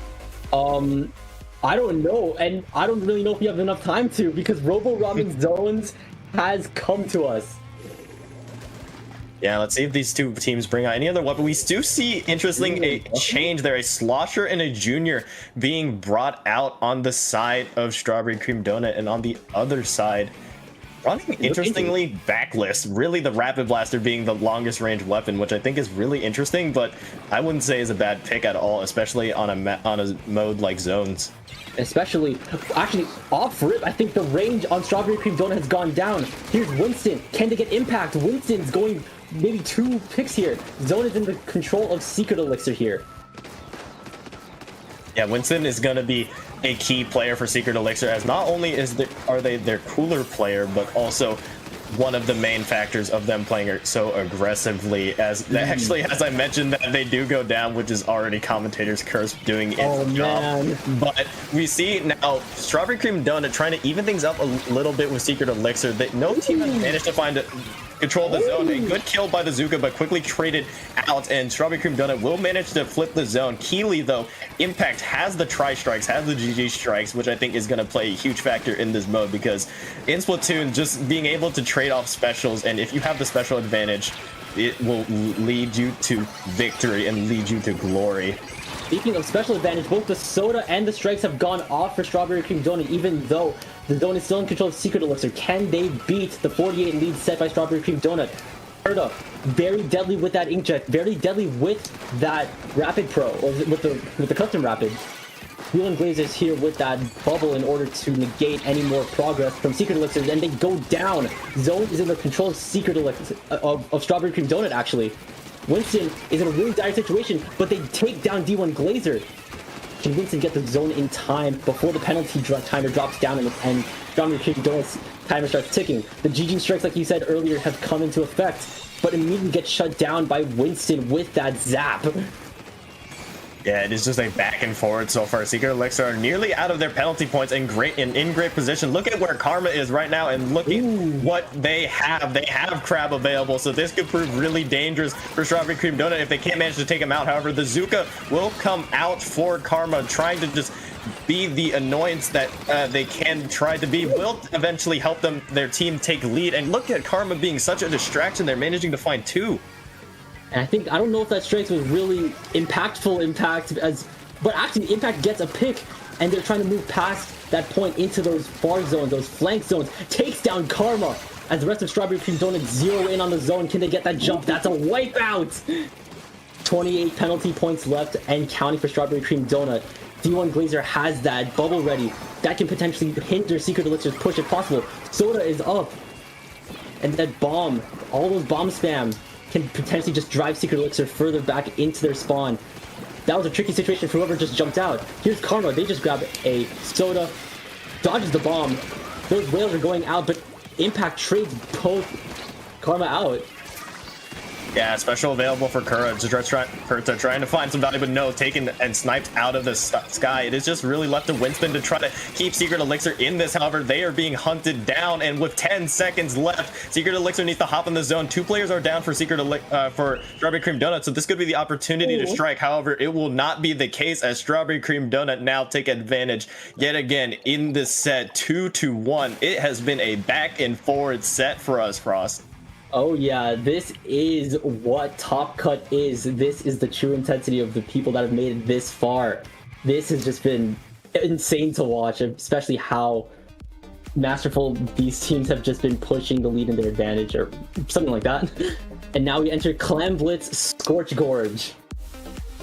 Yeah, on this map, I wouldn't be surprised if we see another junior pick, because Bubble is such a good special on Clam Blitz, especially on Scorch Gorge, because it provides so much protection for any team's push in this, as well as the Tri-Strike. So I wouldn't be surprised if Strawberry Cream Donut ran the same lineup here. However, if we flip things over to Secret Elixir, I feel like they should run their aggressive comp that we saw in Humpback Track. It's what won them that game, and I think it would be an interesting matchup to see if Very fun to see, yeah. Yeah, if I can predict it correctly, manifest it, if you can say. Oh, is this what was this? Commentator's blessing? Commentator's blessing, yeah, reverse commentator's curse, whatever you want to call it. Let's see what these teams bring. Yeah, I think definitely when it comes to the basket at Scorch Gorge Clams, that's a really good spot to deploy your bubble, to deploy your strikes, in order to at least drive back the enemy team further into a very large spawn area. That's a lot of spawn that the enemy team can be driven back into, especially, not to mention the grates here on Scorch Gorge could also be useful as well. Wait, there are grates on Scorch Gorge Clams, right? I believe so, yes. Okay, but at the same time, I do know that a lot of backlines, like most chargers, most stringers, they like sitting up on that snipe platform, getting a lot of watch over the entire map, past the pillar, past into most of mid. Yeah, so it is definitely going to be worrying for any frontline players just to be in those sight lines and to just play around it. But normally what we see on Clam Blitz, though, is really teams just... Well, I want to explain kind of just what I see normally in Clam Blitz games in general. Normally, the first team will have some pressure on them. The first team to pop the goal, that is, because they need to really meet a certain threshold in their first push and really do some major damage, because if they don't do that much damage in the first pop, for instance, they maybe just get the goal pop, the other team has a pity clam available for them and they can punch back really fast. And we've seen both these teams be able to punch back with such a force. I don't think we're seeing the aggressive comp that is it though? Is it actually, was this the aggressive comp that Secret Elixir brought to Humpback actually? Is this? No, not quite. There isn't a carbon being played. There is no carbon. We're already starting to see a 1-1 down. It's a 3v3. 2 specials are online for Strawberry Cream Donut. Winston is taking control of the main pole. Can they take D1 Glazer out in their own domain bubble? Takes out D1 Glazer. Yeah, Winston already with the first blood. 2 down, actually, for the side of Strawberry Cream Donut, potentially making it 3 if Winston can get this pick. They will manage to find that pick, and it will be a delayed 3 picks for Secret Elixir now in good control of mid here. Winston being the main clam carrier for their team, and Crab being available for Secret Elixir. This could be huge, and Winston, I believe, is the player who is trying to wrap around for Secret Elixir. I think Impact's causing a little bit more of an impact. Kurta actually shut them down. The blaster goes down. Our POV is now in Kurta as they have that really influential Inkjet here. No power clam is available for both teams yet. Oh, I lied. Karma now holds the power clam, but the bubble is set to immediately counteract that push. Karma has no clam, but can they make it in time? No. Get shut down. And as well, since Strawberry Cream Donut has the soda ready, they're ready to push back. I think they've been doing. Yeah, great response from the members of Strawberry Cream Donut to be able to just pincer down and destroy that push that Secret Elixir had for them. Now their aggression will be on the attack. However, with losing 2 players already, it is just left to the Gal really to be the main front line, the Gal and the Junior to be the main front line here, as we see the Junior just trying to create some space for their teams, just trying to be that just hey giant hey target shoot me here, but it is just left to the zap actually on the side of Secret Elixir to really hold off against these two players, Hater and D1 Glazer, and D1 Glazer will be the one to at least get the pop on here. However, will there be any follow-up? It doesn't look like it, as the push is quickly shut down by members of Secret Elixir. They rally together to make sure that push goes no further, and I already mentioned this at the beginning, Frost. Now, off of the back of this, they're able to counteract so well. Remember, they have a pity claim in their back, so this could prove deadly. And I'm pretty sure that threshold that they want to break is around the 60 mark. Can someone from Secret Elixir get the clam? Karma coming in with the jump. There it is, 50. They've broken that threshold, and now Karma's driving that dually into their base. Kurta having that inkjet. Winston is still making really good use of their elusiveness as a zap player. Using shooter movement to dodge out D1 Glazer. But they're in a tricky situation. Takes out D1 Glazer. Here's Brendan. 4 more clams in. 21, 18. Winston has a cooler too. And he's going to be responding really quickly. 3 more clams. Can they keep this push alive? I am just amazed of how long Secret Elixir were able to keep control of that. They were able to completely deny Strawberry Cream Donuts defense by, like, I believe 2 entire team spawns. And now off of that push, look at the point differential. The team who struck second now in a commanding lead here with 1:45 around left. Still, I believe, plenty of time to get back into this if you're on the side of Strawberry Cream Donut, because no lead is ever safe in Splatoon. Let's be real. There is always a chance for a reversal. Kurta, though, in a great position with the Rapid Blaster, just contesting that left side. However, will get run down. Oh my God! Bomb throw from Karma. Finds 2 in that wake, and now things flip on its head. Secret Elixir have cooler to potentially lead to this push. However, both teams are still feisty, fighting for mid. Karma going in with a double, trying to find a triple here. It's just trying to fight with D1 Glazer, but unfortunately will go down a little, overheats a little bit, and yet again reset to neutral here. We are at both teams still contested in mid.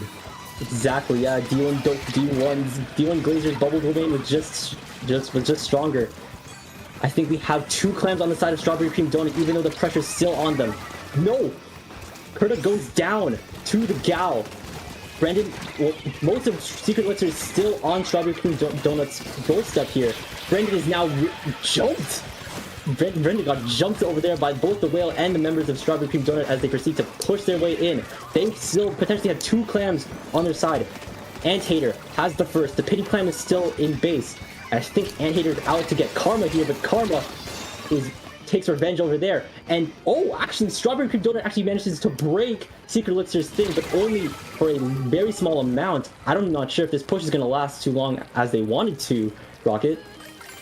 Karma was able to actually get a very key pick onto the pencil of Strawberry Cream Donut, because I don't know if you caught it there, but the rest of Strawberry Cream Donut were just calling this way for their teammate to try to jump in to get that clam in to potentially get 2 of the super clams in. Unfortunately, though, Karma was able to quickly shut down that push, and now with just overtime left for Strawberry Cream Donut to get back into this, they are running out of time, as it is just left to Antehater with the ball in their hands, with the game in their hands here. However, no push seemingly made here, as they might just run out of time here if they can't manage to find any more success, and it will be just that, as now Secret Elixir evens things up once again. And Frost, we are going to a game 5. Game 5. We are seeing Mako TC, Rocket.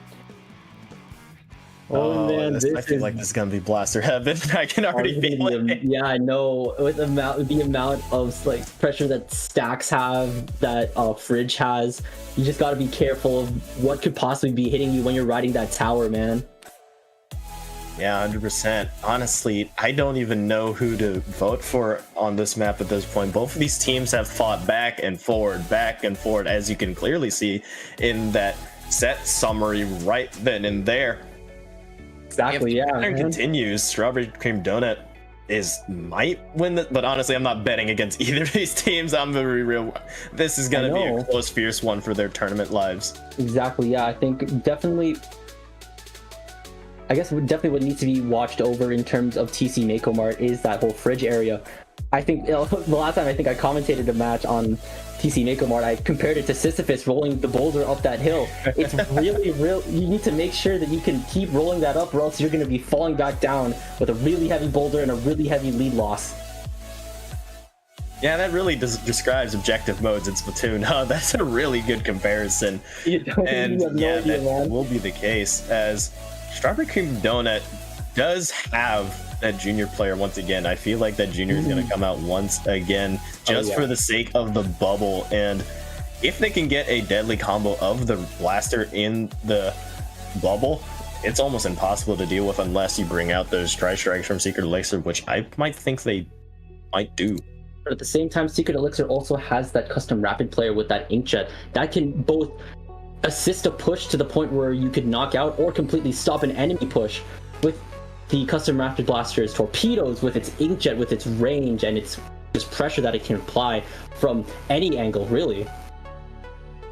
Except a lower angle, though. Maybe not a lower angle.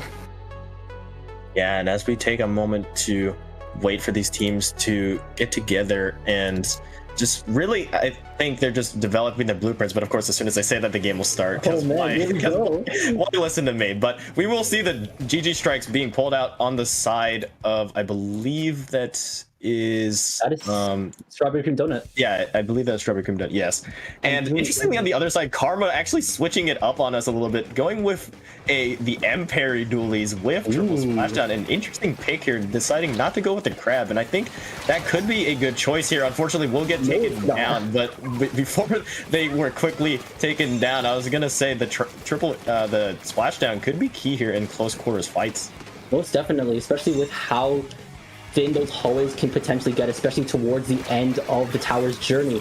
The entirety of Strawberry Cream Donut is rallied towards the fridge. That Sisyphus moment. Will they roll the boulder up or down? Anhater being chased down by what I'm assuming to be those end parries. Oh no, here's Karma. They're deep in the back line. Can they dodge those Zuka shots from D1 Glazer as we've seen before? And it looks like they have. Can they get any picks here? No, goes down to D1 Glazer.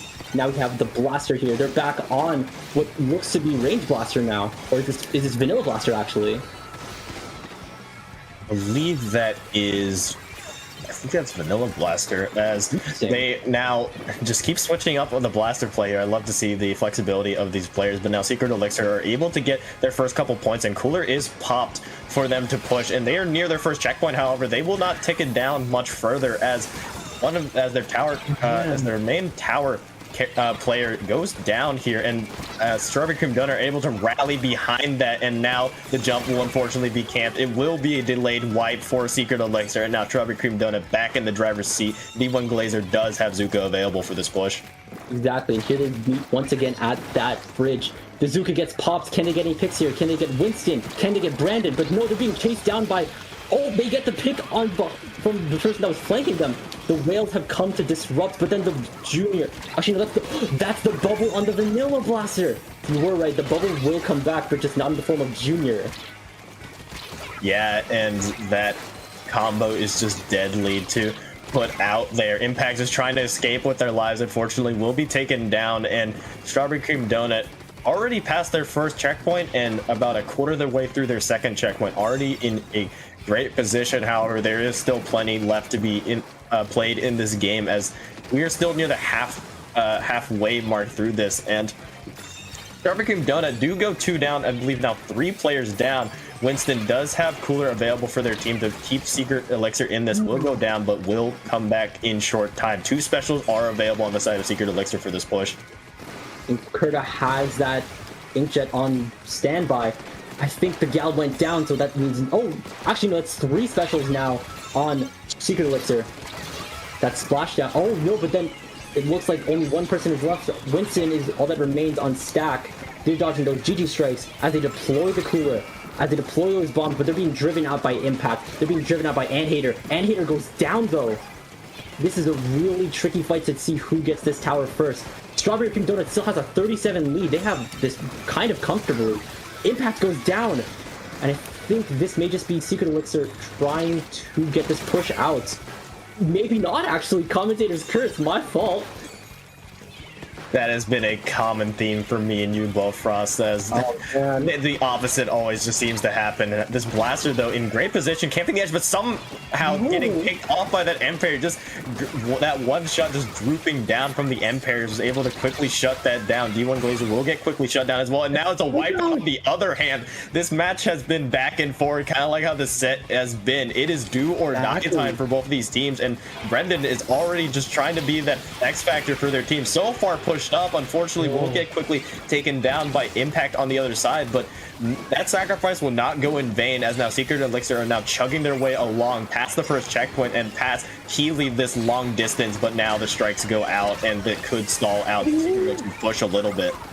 We have 57-37. I think D1 Glazer is now taking back control of tower, taking control back of mid. D1 Glazer is on their stack now with a Zuka on standby. Here comes that Zuka. Will that Zuka come out? I don't know if that Zuka is going to come out. The bubble's out, blocking off the access to Fridge. Takes down Winston. And they get 2 here. They take down Kurta. It's a 2-2. D1 Glazer finally brings out that Zuka. Gets cancelled by Brendan with that Gal. Their Whale is almost ready. I think they're going to be taking that Blaster out. The Blaster jumps back just in the nick of time, while the rest of Strawberry Cream Donut rallies to stop Secret Elixir's final hurrah as 10 seconds and counting is approaching. Here we go.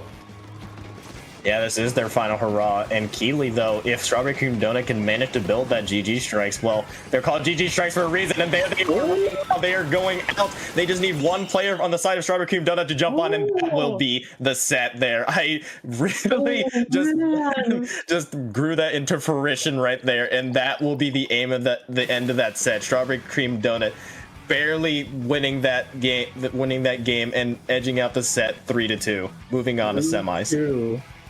Oh man, both Strawberry Cream Donut and Secret Elixir have been punching back and forth. They have just been non-stop, relentless, map to map, moving all the way to game 5. That was I don't want to say peak absolute. I want to say that's absolute cinema, man. Yeah, that match was back and forth. Like this entire set was GG's to Secret Elixir. They fought well, but unfortunately, the pattern does continue with Strawberry Cream Donut getting the final knockout punch in Macomart. Oh man, just speechless. That was. I'm totally speechless too, dude. Yeah, that was just a back and forth up until the very end. But now we move on to semifinals. But of course, after a quick break, so we will be right back in Swimmer Sync. Oh yeah.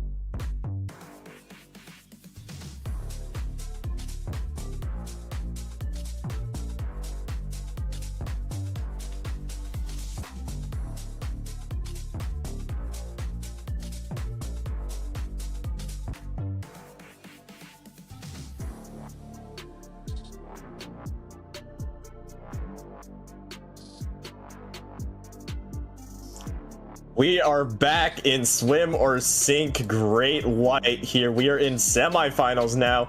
We are going to be taking a look at Tylenol Takers RERUN versus Brain Eating Bacteria. I'm Rocket, joined by Frostix. Oh man, the team names, with these team names, the jokes just write themselves, don't you think, Rocket?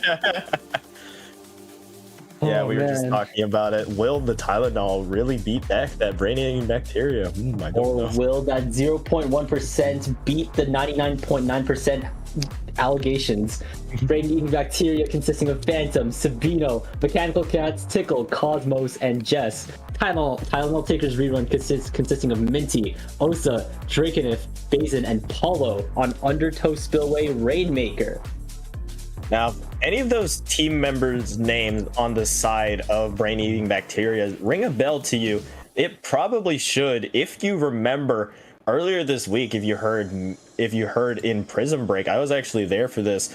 That is Bad Piggy's roster, who placed second in Prison Break number 5, and here they are in Swimmer Sink. Now with a different team name, obviously, a little bit of a pickup. Phantom is the captain of that team, always their ace. Sabino has been a deadly player no matter what, and we have always, and I personally have had the pleasure of seeing them make very insane plays. Mechanical Cats, no scrum of their own, but I'm sure Tylenol Takers, I don't know too much about any of their players. Do you know anything, Frost? Unfortunately, I have no insight on the matter. Yeah, but I know that they aren't to be taken lightly either on the other side. They have made it here pretty convincingly, really only finding any struggle in their previous matchup. But they are here now, so that's what is important. But if I know anything about the players of Bad Piggies, they are very, very aggressive and run very aggressive coolerless comps. So let's see if that remains the same here. Yeah, Rainmaker, Undertow, with that rework, with Undertow's headset then potentially taking effect here. I don't know. Yeah, we will see. Interestingly enough, though, that is a little bit of a shocker to me. That brain-eating bacteria does actually run a cooler with the pencil. That's probably the pickup that they have, Jess, on that cooler. So definitely going to be interested to see how the players of Bad Piggies play with a cooler, because they play so aggressively and so well without running a cooler that they're able to just continue their aggression even with that respawn disadvantage. And we are seeing it already take effect here, as they are already taking advantage of this early push. Phantom has the Rainmaker and is taking it along that left side here, however quickly taken down by the Slosher, which will stall that push in its tracks. I'm just surprised to see that brain-eating bacteria has managed to, even when the wiper went down, they managed to hold their ground, drive Tylenol Takers back, and continue that fight at mid long enough to the point where they could at least get a lead, even if it's 3 points. The Rainmaker is now on Tylenol Takers, and Psych, actually, it's back in mid. The Rainmaker's reset. Drake in here, having the GG strikes online as the bubble pops in favor of Tylenol Takers. Can they get a pick here with that ZF splatter scope? They have the Rainmaker and they have the lead. Now it all just depends on... You know what? Let's talk about that wiper. What? That is a signature of Bad Piggies right there. Very aggressive stamps, and that is just evident right there. Single-handedly taking down the entirety of Tylenol Takers and winning that push. But interestingly enough, a quick response in their own essence. Tylenol Takers able to strike back with such a force, and now both teams able to get their first checkpoints potentially if Drakon can get there in time. However, Brain-Eating Bacteria are rallying quick to make sure that doesn't happen. Exactly, that wiper's in position, that pencil's in position. I think we're starting to see maybe even a flank coming from the T-Tech as well. The strikes are on line from Osa's end.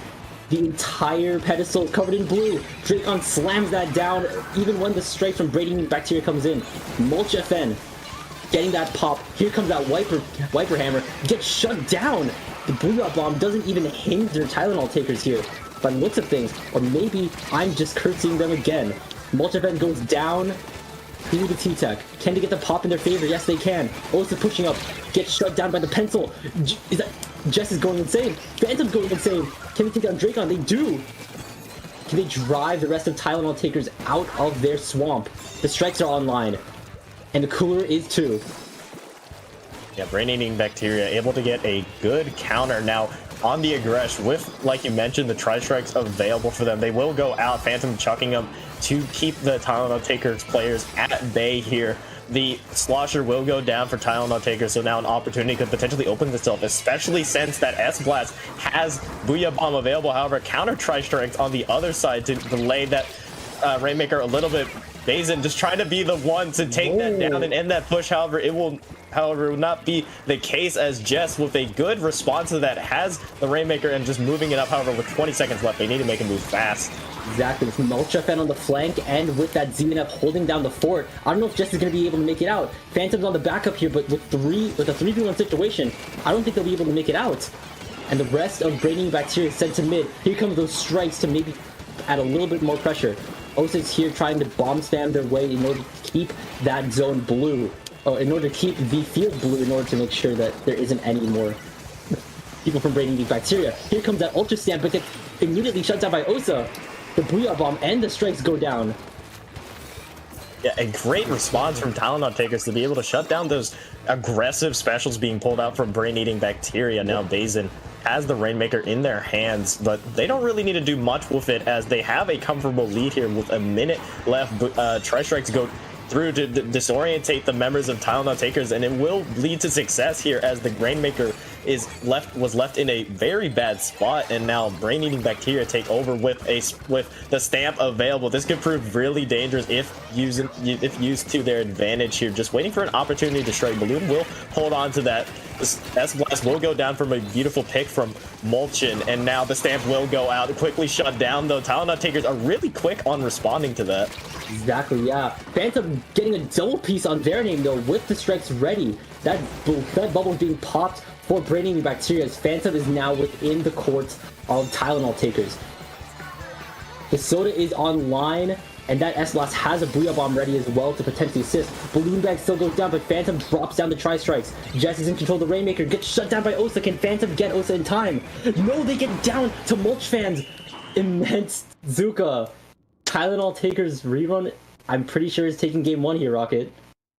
Yeah, just a very quick defense on that. They were able to take down and eliminate one by one the members of Brain-Eating Bacteria, and are just able to shut them down throughout these pushes. And that push where they were able to make it so far just kept snowballing over and over. And striking first, Tylenol Takers find themselves 1-0 now in the semifinals. However, a small advantage because both of these teams are pretty evenly matched, if I don't say. Oh yeah, no, definitely. Bad Piggies or Brain-Eating Bacteria has really insane pop-off potential with Balloon Bag on that Wiper, immense pressure that can be dealt with Ledge Cheese, with Wiper's insane strafe speed, with the hammer, that hammer play, whoa! Yeah, we're definitely going to be in store for more of those. However, we will see Tower Control Inkblot Art Academy now. Oh man, neither of these teams, I don't think. I know Brain-Eating Bacteria did bring out the S-Blast. That's definitely something you're going to keep an eye on, especially with Booyah Bomb in play. It's not quite GG Strikes, but it's basically a giant GG Strikes. They will be shown here. Members of Brain-Eating Bacteria will bring the same roster on the other side, still bringing out that double Tri-Strikes, which is definitely something we need to keep an eye on, Frost. Yeah, exactly. I like to call it double Tri-Strikes Hexa Strikes, but like that, with that much pressure, with that much displacement being at your arsenal, you definitely need to make good use of it. The Soda immediately goes down for Brain-Eating Bacteria. The shot goes down, but so do two other members of Tylenol Takers rerun. 5-2-5-6 here, taking down 2. And they're pushing up to maybe take care of Dracon. 5-2-5-6 is out, and here they enter the ledge. This is potentially even more Sisyphean than Mako TC. You are rolling that boulder up. Will you be Sisyphus or will you be Atlas? Phantom with the Tri-Strikes online, the Booyah Bomb from 5-2-5-6. And I think they're holding on to the tower as they're pushing it up. Yeah, we are just seeing tri-strikes galore here. 2 straight tri-strikes for Tylenol Takers and 1 from Phantom, who manages to find 1, manages to find 2 in that wait. Look at brain-eating bacteria and their positions. They're already off to a rocking start here with Cooler online as well. They are just going further and further and keep on rolling near the 35-point mark, near this final checkpoint before the goal here. They are not looking back. A beautiful shot on the other side, however, by Tylenol Takers to take down the pencil for brain-eating bacteria. Phantom will get shut down, and Tylenol Takers now will rally and stop the bleeding, if you will say. But such a lead taken by brain-eating bacteria, off to a wonderful start. Exactly. Now the rest of Tylenol Takers has to take back control of mid. Bazin on the first stack. Dracon, who applied extremely good pressure with that range with the ZNF, with that tri-strike. Can they apply even more range, even though there's 2 players left on Tylenol Takers? The strikes go out. Mulchfan and Osa are jumping in. It takes down Jess with that snipe. With strikes still online for Osa. They're dropping it down. Can Blue guys manage to run away? Soda is online, and they're going to start making their way up the dreaded steps. Can they clear out that upper ledge fast enough? 5256 immediately goes down, trying to stop that push.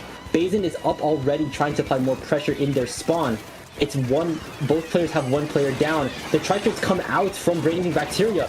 Bazin goes down to 5256 with that Soda potentially being online. 5256 almost has a Booyah Bomb as well.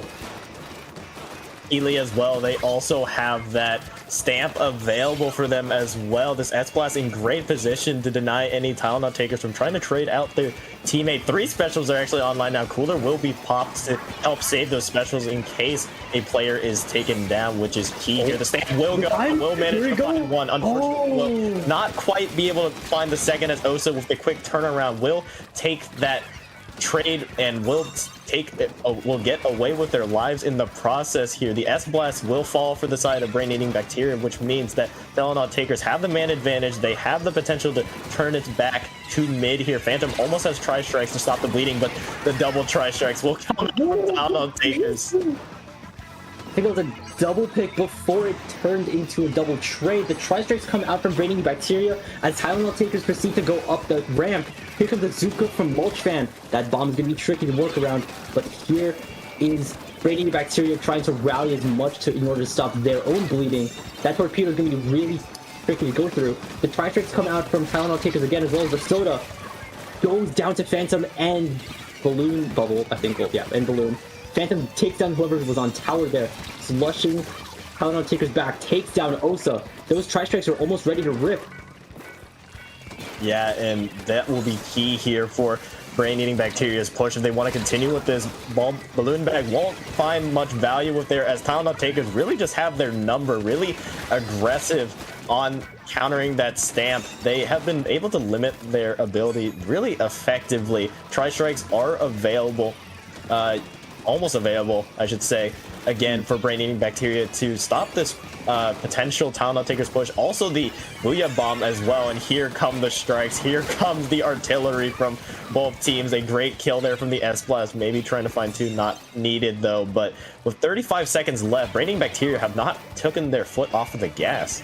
Exactly. 5256 is in that really special position that they can use in order to use the range that they have when jumping, or use the shorter range when jumping, actually. Here comes Balloon Bag with that stamp. Can they shut down the Zuka in time? Takes down Mulchfan. Can they get the throw? They cannot. But using Wiper survivability, they may just be able to make it out alive. Can Balloon Bag stay alive? Yes, they can. Bazin goes down. The Booyah Bomb and the strikes are still up for brain-eating bacteria. They still have that 13 lead as the tower sails back to mid. Can Phantom take out Mulchfan? Yes, they can. Jess is still holding down the fort with that pencil, and then they immediately take game 2.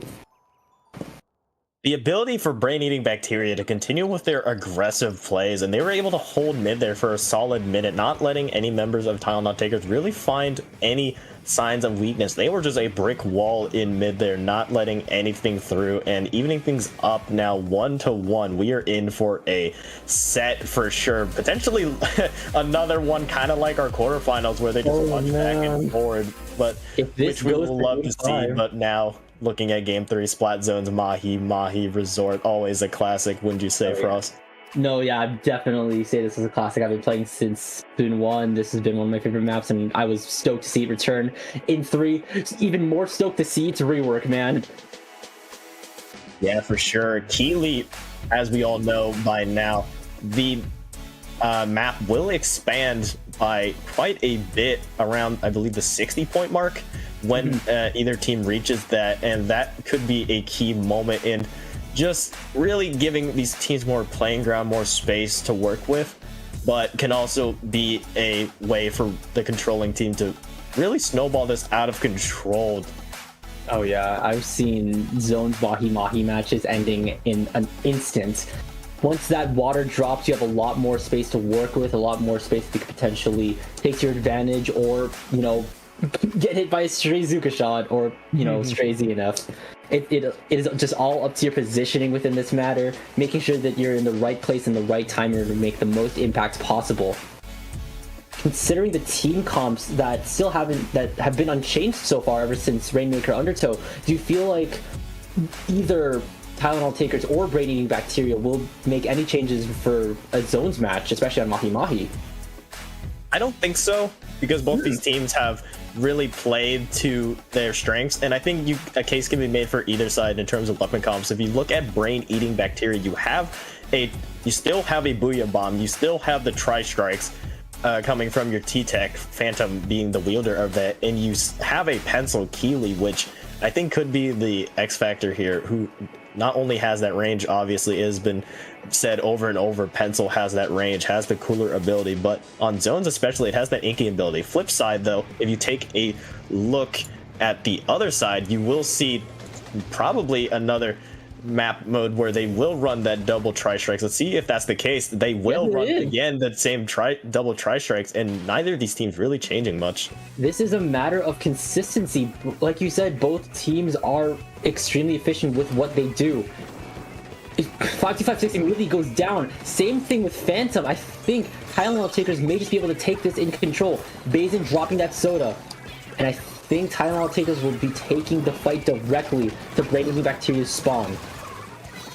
Yeah, already a blazing start here for Tylenol Takers RERUN. Zuka will go out from wow, just before I can even say it, will go out. Will manage to find Phantom, however, quickly traded out in its way. Jess on the pencil here, just trying to poke away at Tylenol Takers, trying to create space for their team. Control of the zone is now contested, and as you saw already, now we have already gone to the second phase of this map, and now the entire map is revealed for both these teams to work with. Now this is where the game truly starts.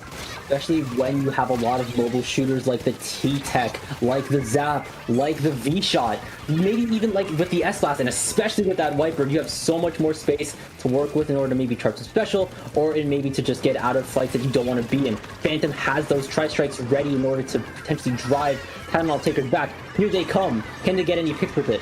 Multifan and Bazin are locked into a corner, but then looks like Multifan is able to take out Phantom in their wake. Osa and Multifan take zone, and as well Jess. Osa has strikes as well, potentially to either retake zone or to drive Brain Eating Bacteria further once more. I think there's been a lot of that. Taking down with the direct, I think. Here comes Phantom. Yeah, quick response. Yeah. Quick response. Straight to it. Phantom now being able to help their team take control of the map. Strikes going out in their own right, and it has just been back and forth. Unfortunately, runs into a bomb there. Just great placement from Tylenol Takers to be able to get that pick, and now off of the back of that, they will be able to push back with their own aggression, and the score is only 1 point apart. Only one! I thought this just feels like the epitome of back-to-back punches for punches. Multifan taking a balloon bag with that third Zuka shot. The blue up on coming out from 5-5-6 though. Can they take out Phantom with that cooler buff? No, Phantom takes down Multifan. The strikes are ready for Phantom to wreak havoc here. The zone is in control of Brain Eating Bacteria. Their lead is done. Strike for strike! But I think Tylenol Takers put a little bit more strikes, but even still, with the amount of output that Brain Eating Bacteria can have in terms of paint, that cooler is ready there, immediately taking back zone. 33, 32, 31, and counting. Their clock is ticking. Multifan immediately goes down. Jess is holding down that fourth rocket. Yeah, and now one last opportunity for Tylenol Takers to stay in this. All players alive, 10 seconds left. What can you do? You need to get in this. The Stamp Keely placed there just to be a distraction and to put all the pressure onto the members of Tylenol Takers. And with that, Brain-Eating Bacteria go up now 2-1. And I'm getting a sense of deja vu, Frost. Oh, you don't say. Maybe I'll have to get in on this prison break thing. I don't know. Whatever bad piggies or Brain-Eating Bacteria has going for them, they are stellar. They are quick.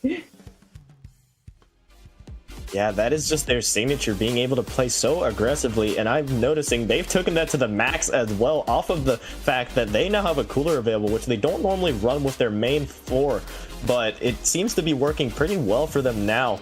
Now we take a swap over to game number 4 of Clam Blitz Umami Ruins. Normally you would see zones on this, but we see Clam Blitz. Anything different we might see? Probably not, but at least in the ways these teams play.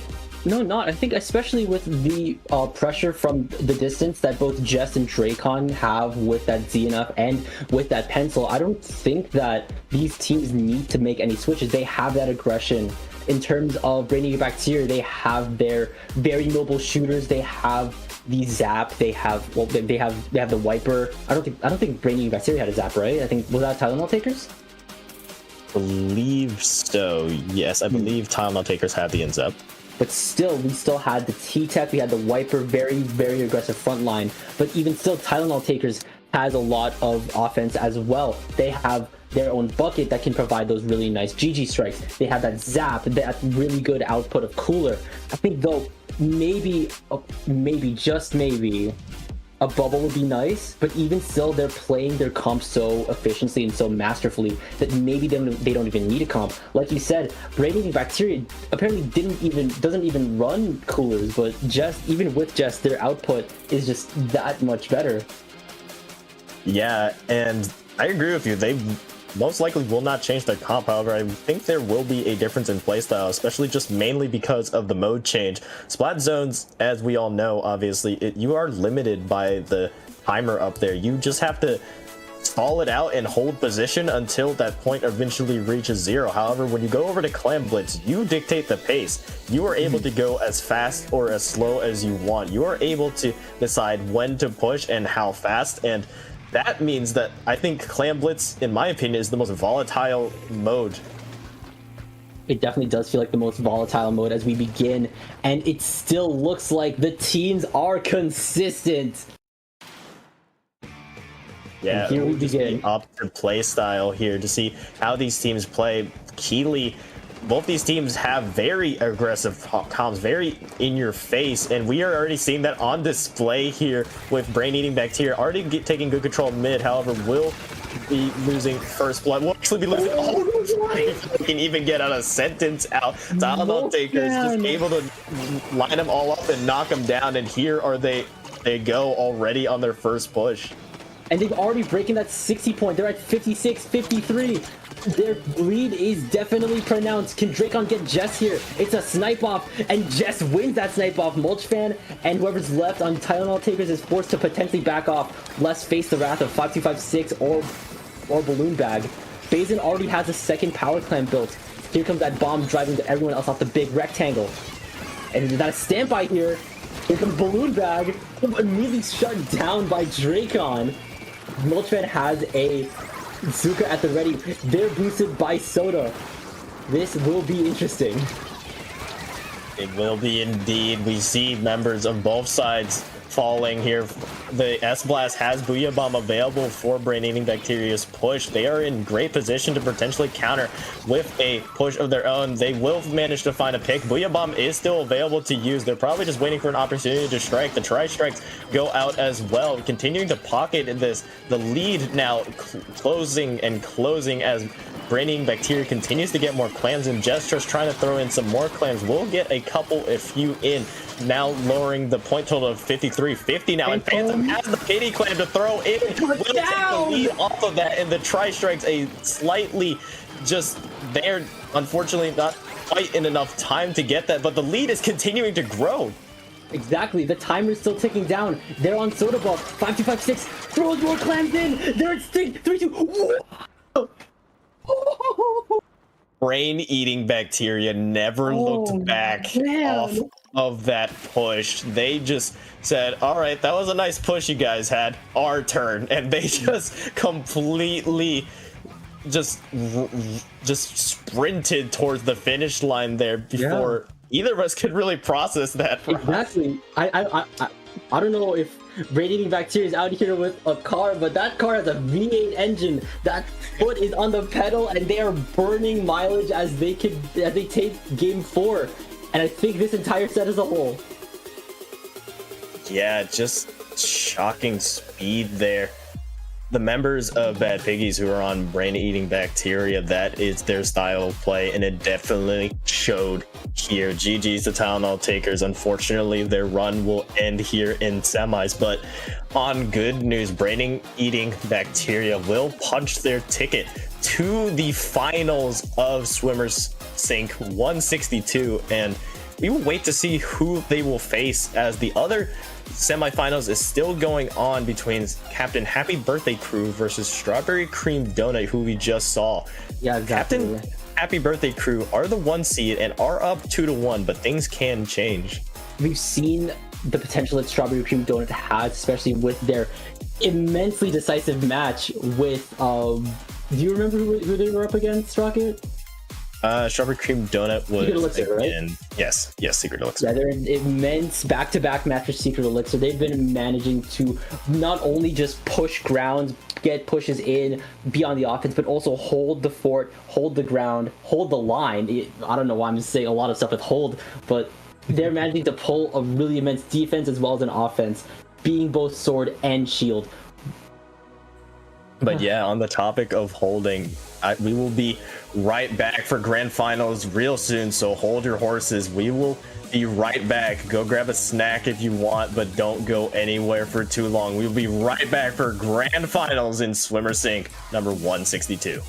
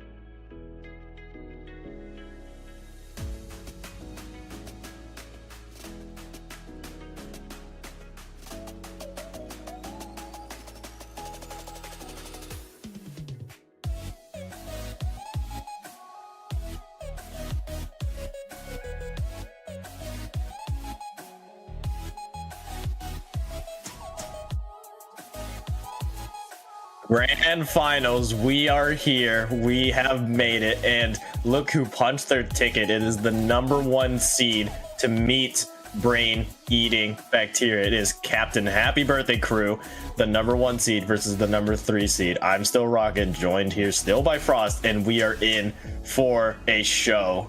This is it, the finals of Swim or Sink 162. Museum Dalfoncino Rainmaker.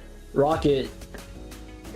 We've been waiting on Captain Happy Birthday Crew because their match in semifinals was just that long. They are dialed in, and as we saw last round, Brain Eating Bacteria is just equally as dialed in. So I'm just excited to see what Captain Happy Birthday Crew has in store. Yeah, we are just gonna see a very fast-paced, very blitz-heavy game, I'm sure. And right on cue, we are going straight into things here. Game #1 of Grand Finals. Let's see what both these teams bring. We just saw what Brain-Eating Bacteria will probably bring. And actually, no, switching things up a little bit, we do see the Lunar Blaster being played, which I think is an interesting choice. And to counteract on the other side, Captain Happy Birthday Crew brings out the Custom Blaster. Yeah, both teams having that pencil, trying to make control of mid as both members of both teams on the floor trying to work around that spinner. The pop is for Captain Happy Birthday Crew. Jess is trying to get some picks here, but two people are down for Brain Eating Bacteria. Yeah, and already off with the first Rainmaker pop. Just kidding, never mind. Out of commission, quickly responded by Brain Eating Bacteria. The double save is alive. Will find two in its way. Trying to go for a third. Won't quite find the value, but that is the sense of bad piggies right there, if I've ever seen it. Now, off of that success, Jess will be able to push up with the Rainmaker a little bit. Just trying to test the waters here. Will manage to find one. Just trying to be right near that Rainmaker checkpoint. The Zuka trying to meet them. Somehow managing to Dance Revolution dodge their way through so much and stay alive. Man, Jess has been dodging shot after shot, even while still getting picks. First on Captain Happy, next on Love Galore. Jess slams it down onto the pedestal, and the hammers keep coming. The pop is now on pressure for Captain Happy Birthday Crew. They immediately take it down though, and I think the pop is going to be in control for the Birthday Crew. Balloon Bag goes down. Captain Happy goes down. Phantom is once again making his way. The Tri-Strikes are ready. Can we see what Phantom can pull off this time? Jess is once again still on their sniping platform, making use of their range as a snipe rider. Once again, meteoring those Zuka shots though. Yeah, I was about to say that could be deadly there. Now, though, with a quick response, Happy Birthday Crew, Captain Happy Birthday Crew are able to get their checkpoint of their own. However, are forced back by the quick defense of Brain Eating Bacteria, acting the sub for Brain Eating Bacteria, now just making their stamp on this set already, making their presence known in this, not quite being able to find much value off of that, as Captain Happy Birthday Crew are continuing to roll through this. They could potentially get the Rainmaker here to continue and get the lead, which they will. Get shut down by acing with that hammer. What is this, MC Hammer? This is hammer time. Yeah, with a quick three there. Yeah, acing's now making their way up. Phantom and Balloon Bag are closing in on that spinner, trying to get some more position forward. Jess has the Rainmaker, but here comes Captain Happy! Captain Happy so far forward manages to find another just in the backline of Brain Eating Bacteria. Still a presence to be had, a force to be reckoned with. They are the front line for Captain Happy Birthday Crew in this stage of the game. Cooler will go out for them, and now the Killer Whale as well. This could potentially lead to a great push, but we see a hammer is available for Brain Eating Bacteria. You gotta know that if somebody does pick that up, you know acing is going to get a pop on that, but it won't even be needed as Brain Eating Bacteria are able to get the Rainmaker and now continue their advance forward. Acing is actually the one to pick up the Rainmaker this time. 3-on-3 is actually going to stop acing in their tracks with that powerful Zuka play, and I think that's going to be enough to pop the bubble as well. So two people down on Brain Eating Bacteria. 3-on-3 now has that Rainmaker, and they're moving up. Soda is now on for Captain Happy Birthday Crew. It's hammer time. Gets shut down though by Captain Happy themselves. Yeah, off of that, now in great position with about 1:10 left. Strike does go out to delay Captain Happy Birthday Crew's push a little bit. Captain Happy themselves go down to that, and Balloon Bag has Stamp available, trying to be in a little bit of a sneaky position, forced out of it though, just waiting for an opportunity, and that opportunity is here. The Rainmaker going down due to a really good placed splat bomb from Phantom there. Another pick from Acing, trying to find a third from that hammer throw. Won't find much value through that, and with 40 seconds left, it is still a heavy contested fight for the Rainmaker. Exactly, yeah. Phantom just got jumped. Love Galore, 313. I think they have the splashdown from the Custom Blaster. 313 putting more pressure with that progress. 41-58, here comes the splashdown.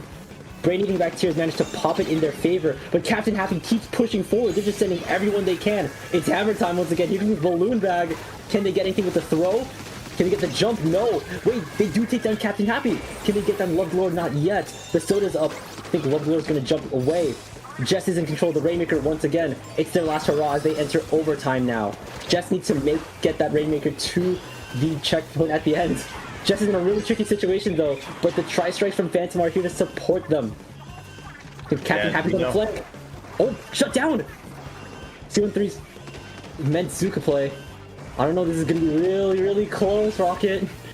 Stamp is available. There it goes. This could potentially lead the way for them. This could lead to an opportunity. However, it will not be the case. Captain Happy Birthday Crew rally around that. I believe it was the Pencil who got the killing blow to end that game right in his tracks. Game 1 for Captain Happy Birthday Crew. That was an immense just surprise, because I don't think we've seen anyone take up that really, really high ground that's close to the final pedestal. That's really good to be on, especially when you're a charger player, especially when you're playing that Pencil. That can really clinch out a lot of ending rounds. And as we saw from Captain Happy Birthday Crew, they managed to close out Museum Game 1. Game 2, Zones, Barnacle, and Dime. Lots more room to work with on the field, especially now with the new rework. Yeah, 100%. Now, it is known to be kind of a flat kind of a flat no man's land, especially in the zone, and I'm already looking at those stamps that Brain Eating Bacteria brought out. They have much more space to operate here now, but conversely, Captain Happy Birthday Crew have been able to shut that down pretty effectively, because despite that initial success, Captain Happy Birthday Crew were able to adapt from the double hammers, and they weren't able to find too much value, maybe finding one with each of them, but keeping the multi-kills to a minimum. And yeah, interestingly, we see Acing here with the Luna Blaster instead of 5256 with that S Blast. It may be a little bit different, but still, Brain Eating Bacteria is still ramping up with that pressure, with that aggression that we've seen them for, and they're still hopefully being able to put up that to I guess step on the gas as much as they can. Yeah, for sure. Definitely have to adapt to that different blaster playstyle, but we saw. I don't want to summon anything, but I'm just saying, in the semifinals, Brain Eating Bacteria did initially lose their first game and won the next 3, so 3 straight. So they're definitely not out of this for sure. And we saw they still had some fight in them in that game. Just unfortunately, Captain Happy Birthday Crew were able to be the ones that have that really final great push and play some great defense, which we normally don't see against the members of Brain Eating Bacteria. Brain Eating Bacteria. But enough of that. We are going into game 2. Let's see what these teams bring out. I think we are once again dealing with a matter of consistency. Both teams have the same comps, and we are looking to see who can master their team comp the most. Both Captain Happy Birthday Crew and Brain Eating Bacteria are off. Captain Happy Birthday Crew is immediately taking the scene first, with Captain Happy immediately on the scene. 313 is also with them, as well as the third shot player, while the rest of Brain Eating Bacteria are relegated to the street as well as the plat. Can they take out Captain Happy here? They can.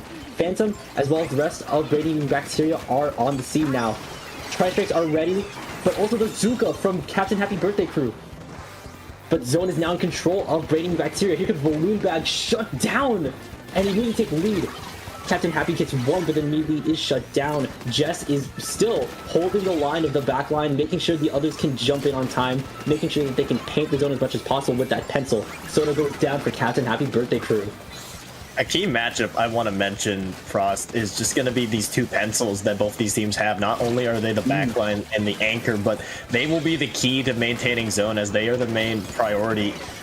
Their main priority will be painting zone, and so far just now has the ability to do as they please, having Cooler available and helping their team create some space. However, Azuka will try to meet them there. We'll find one, not Jess, but we'll find acing in their wake, so that will be the stamp shut down, at least temporarily. And now flippingly on the other side, Captain Happy Birthday Pants now maintains zone and will get Cooler up as well.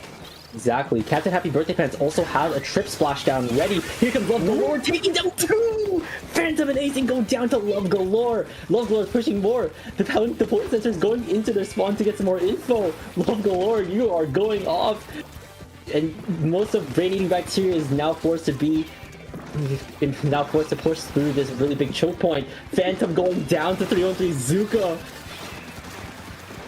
Just a really well-placed splashdown to catch both of the jumping players. That is a huge blow. Now, with 25 seconds left, Brain Eating Bacteria really needs to find an opportunity to strike. Their stamp will go down. A trade down there. You see Captain Happy and Phantom take each other out with 10 seconds left. What can you do? Acting really the only player left in the vicinity, but unfortunately, it will just be not enough for Brain Eating Bacteria to take over. Now, one game away from potentially sweeping this set. Captain Happy Birthday Crew are on a roll, Frog. Yeah, they mean business, and I don't know why, but I'm having a very strange feeling that maybe it actually is just Captain Happy's birthday. So if it is, man, happy birthday. There will be no other better birthday present than winning SOS, that is for sure, and I feel that would be a moral boost for them. Exactly, yeah. That was extremely fast. The pressure that the pencil on both that both pencils have, this really just feels like a snipe write-off, you know?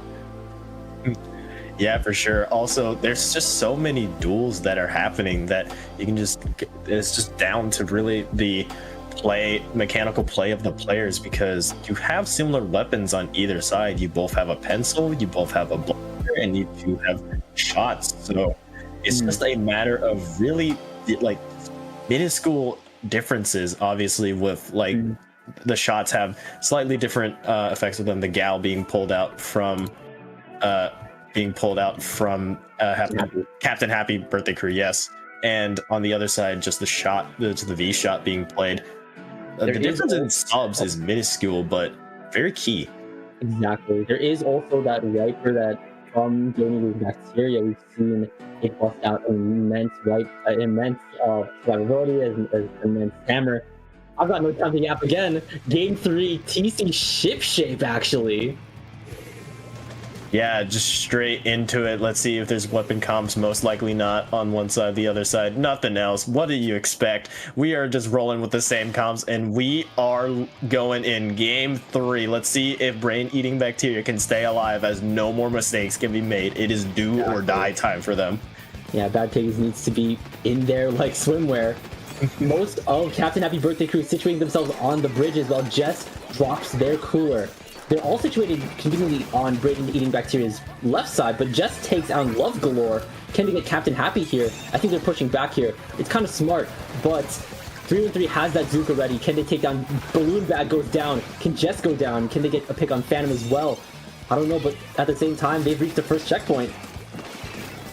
Yeah, already nearing down the first checkpoint, and this is a key point in this map. This is the longest distance between checkpoints right here, but Captain Happy Birthday Crew is closing it, and closing it fast, nearing that second checkpoint. However, Brain Eating Bacteria will throw out the strikes, will slow down that push a little bit. The splashdown will go down on the sides of Captain Happy Birthday Crew to stabilize that push a little bit, and up one player. Captain Happy Birthday Crew are still on a roll nearing the second checkpoint.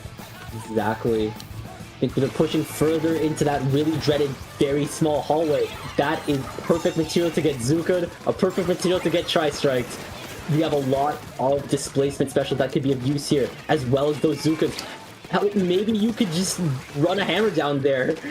Maybe get some picks there too. LOXYAY takes down Phantom, but then is shut down by Jess. Here comes Balloon Bag with that Ultra Stab, gets shut down by 313.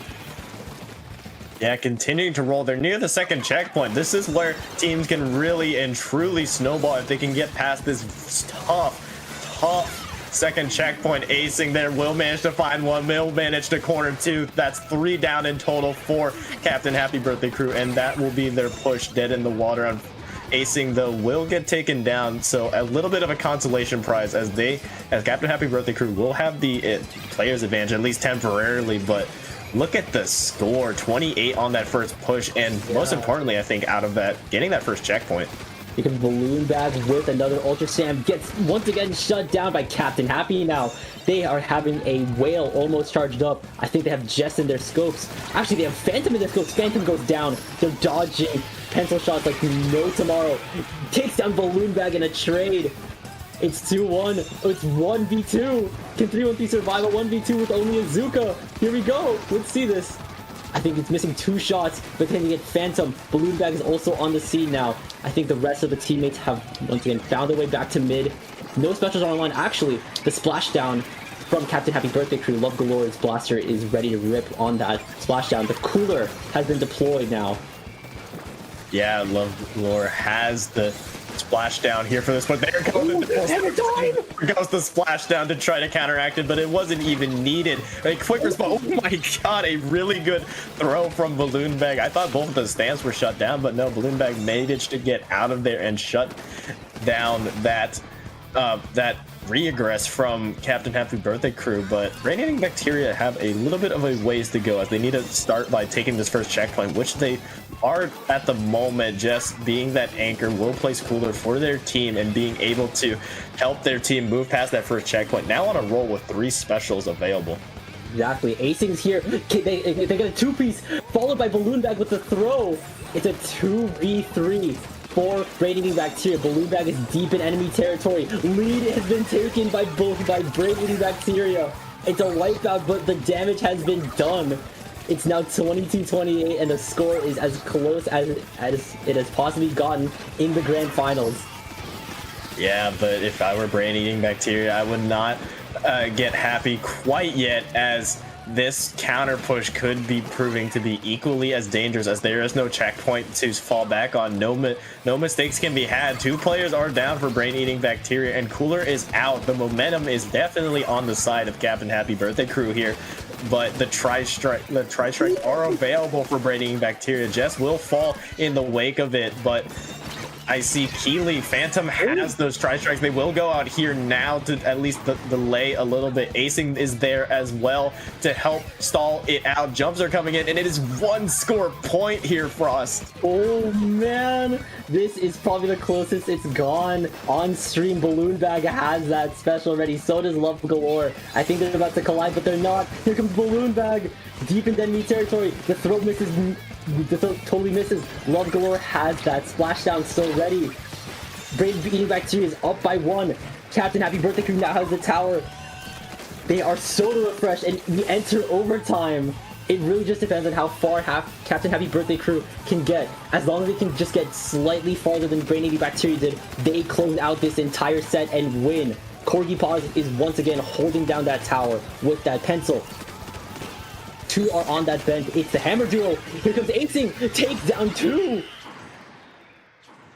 Oh. GG strikes, and Acing with the stamp, I believe we're able to shut it down right there, and just able to keep Brain Eating Bacteria just barely in this. Look at that, by a minuscule. They survive by a hair, and a much needed break for them as they at least get 1 in this set, but still quite a hill to climb. Just Brain Eating Bacteria showed great fight in that 1 push. They just kept rolling and rolling and rolling, and now we are looking at a game 4, Frost. Game 4 is on Clamblitz Scorch Gorge, and we've seen this before. I'm wondering, have we seen Brain Eating Bacteria on this? I think we have. Oh no! Brain Eating. Wait, but was? I think we have. Was it on Scorch Gorge or was it on Umami? Oh, my bad. Sorry, a little bit of an oopsie daisies on my end, but yeah, I believe we did see Breeding Bacterias on this. Okay, that's very interesting. We get to see more Scorch Gorge Clams action, and knowing both Captain Happy Birthday Crew as well as Brain Eating Bacteria, I think we can probably expect more masterful executions of their comp, of that double hammer, of Captain Happy on that 52, of both Jess and Corgi Paws on those pencils. We just need to see who can push through, because this is, once again, it's still match point for Brain Eating Bacteria. A loss here would end the set. Brain Eating Bacteria has to win both Scorch Gorge and Humpback Pump Track in order to win this set.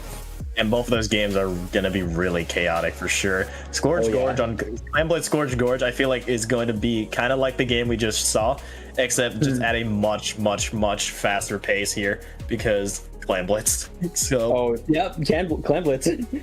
yeah, so we're going to see faster punches, faster blows, faster attacks, and even faster counter attacks. But game number 4, we're most likely going to see the same weapon comps here. So I'm sorry to disappoint, but we are going to be seeing the same old, same old. This is what got both of these teams here. This is what got them into the grand final. So here we go. Game number 4, Scorch Gorge on Clam Blitz. Both teams are now making their way out of spawn, and obviously both pencils are trying to look to get those sodas up as quickly as possible. 2 people are currently in mid. The shot goes down.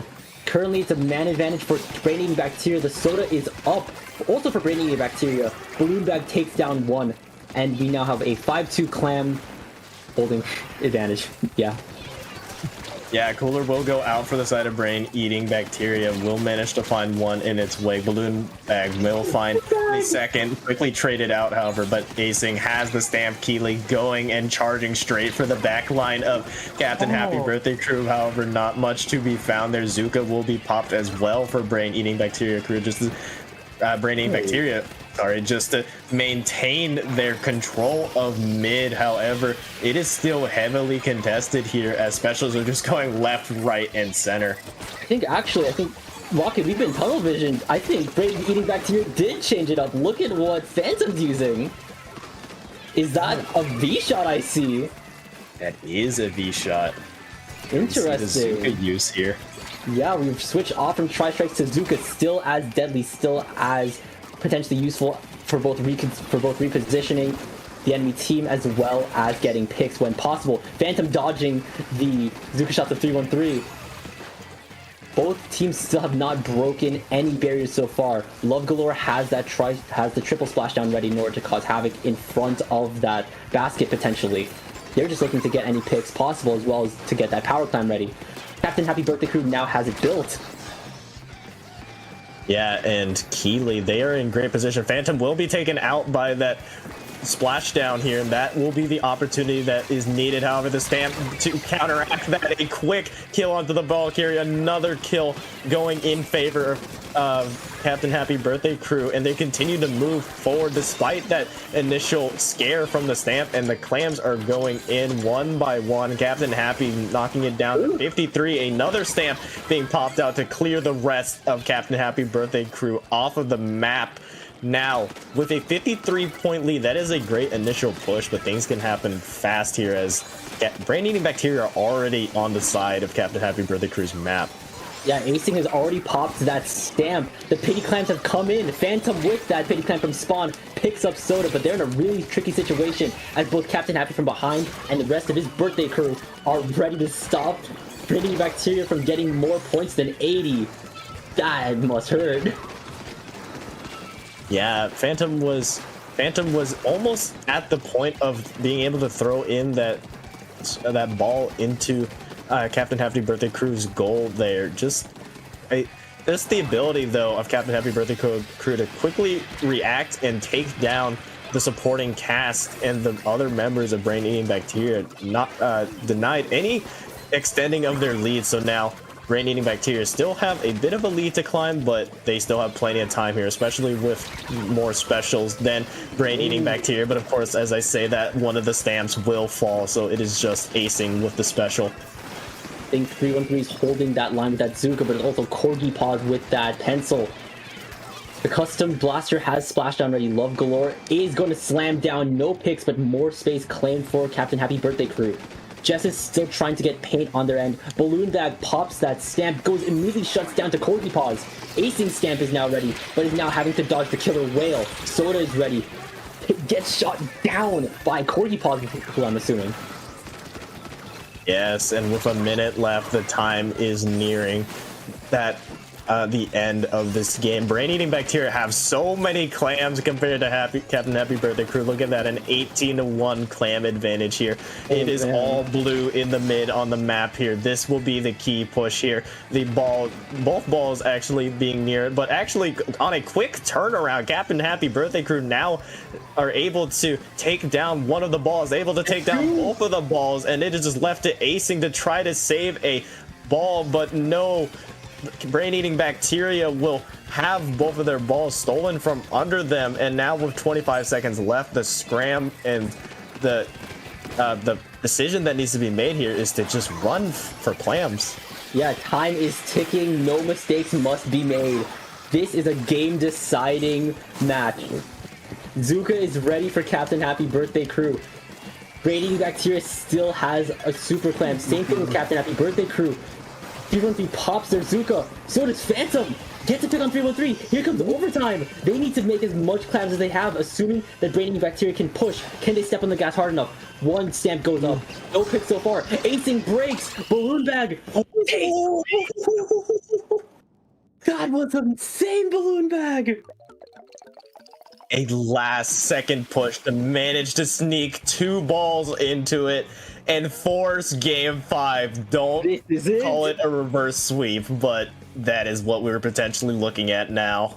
This is finality. We've reached game 5 on Humpback Pump Track Rainmaker. We've seen this before. I'm not sure if you saw neither Captain Happy Birthday Crew or Brain-eating bacteria on this, but once again, this map can end in an instant if you're not careful. Oh boy, and of course it's Rainmaker Humpback Pump Track, the most chaotic game mode in my opinion on this. Brain-eating bacteria obviously have those 2 stamps. That's going to be a hassle to deal with, and if you're Captain Happy Birthday Crew now dropping 2 games straight, you're definitely going to be feeling it now, but now is not the time to think about that. Brain-eating bacteria have the hot hand, but these teams have shown they are evenly matched, and we already know what they're running. Oh yeah, no, we've seen their immense plays with pencils, with Zukas, with stamps, with blasters. Everyone is dialed in, and I can definitely tell that everyone is locked in order to get this last game. Who will come out on top? Will Brain-eating bacteria? Will Bad Piggies get another win under their belts? Wait, have they gotten any wins in Somerset before? I'm sorry, have they what? Have Brain-eating bacteria or Bad Piggies have had any wins in Somerset before? They believe I believe they placed 2nd and 3rd in previous ones. I believe they were 157, and I know another one in the 150s range, but I don't remember the exact details. But they've been here before. They are trying to get their first place finish in one of these Swimper Sinks. Let's see if it will happen. It is all on the table now. Game 5. Ladies and gentlemen, Inklings and Octolings alike, we are here and ready. This is the final game of Swim or Sink 162. Both teams have now made their way to mid. Popping immediately goes to Brain-eating bacteria. Their foot is on the gas. The V8 engine is rumbling. Acing with a double piece. Phantom with the Brainmaker now. They're gonna make it to the pedestal. They're trying to dodge incoming shots from Corgi Paws, from Captain Happy. Can they get this pedestal? Can they get this first checkpoint down? It looks like they can. The lead is in Brain-eating bacteria's lead. It's in their favor. Yeah, I feel like on this map, however, the first checkpoint is usually always a given. It's a matter of how far you can get past that first checkpoint is really the key to this, as it's basically a gentleman's agreement because of how close and how easy the first checkpoint is. But already off the rip, Brain-eating bacteria making their mark and already near the 58-point mark. Acing sees daylight, but will get quickly shut down by all 4 members of Captain Happy Birthday Crew. They have cooler and momentum on their side. However, a Zuka from the other will halt their advance ever so slightly. No specials are online right now, but it looks like a very intense team fight in mid is going to break out as Captain Happy Birthday Crew is approaching the first checkpoint. Phantom and what looks to be Balloon Bag is all that stands in their way. Here comes that double stamp. It's hammer time. It's hammer time. Finally, the double hammer push has finally been executed by both Acing and Balloon Bag, stopping Captain Happy Birthday Crew in their tracks. If there's a signature for Bad Piggies, that is it right there. That just turned into full Pac-Man mode for me. Just like full straight charging in, and off of the back of that, they are now in a great position to get a push off. However, a beautiful Zuka shuts down Acing there. A equally fierce defense for Captain Happy Birthday Crew. They still have plenty of time to get back into this. Corgi Paws now being the one to pop the Rainmaker and potentially try to help their team get in this, as they are now carrying the Rainmaker towards Brain Eating Bacteria side of the map, and it is looking like daylight here, as they will be able to get that checkpoint pop. Exactly. 2 people are now down on Brain Eating Bacteria, and Jess is back up, but the Rainmaker is popped for Captain Happy Birthday Crew. The Zuka has been out, the lead has been taken. Corgi Paws is potentially going to see daylight, but no, gets shut down by Phantom Zuka.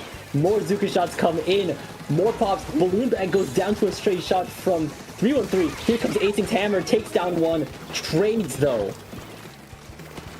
Yeah, Keely here. It is still anybody's game here. If Captain Happy Birthday Crew can manage to pick up the Rainmaker like they just did right there, they just extended their lead even more, now down to 30 here. Brain Eating Bacteria have about half the game left, a little less than half the game left to get back into it, but this is what they're known for, their aggression, their quick counterattack. So if there's any team to do it, it is Brain Eating Bacteria, it is the members of Bad Piggies. So let's see if they can do it here. Acing is the Rainmaker carrier, trying to find any value here. Captain Happy, though, on the other side, being the one to help put a position of Captain Happy Birthday Crew on the map. Exactly. Balloon Bag here with that stamp. Can he shut down Love Galore's splashdown? No. Can they get shut down though? 313 gets jumped in those trenches.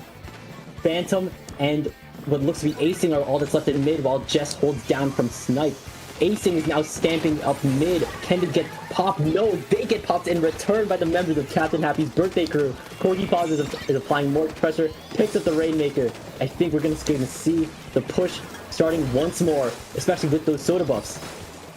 Yeah, but this is such a bottleneck, and actually they made it past the bottleneck a little bit. 2 players are down for Brain Eating Bacteria. This could be huge. Corgi fans is just seeing quicksand at their feet, unfortunately unable to get out, but more players are going down for Brain Eating Bacteria. They are continuing to fall, but Captain Happy Birthday Crew as well. The Rainmaker just keeps being picked up and drops left, right, and center. Lovegore has the splashdown, not being able to find value with it, but will find space with it. Corgi Paws will extend the lead down to 17, and 3 players are down for Brain Eating Bacteria.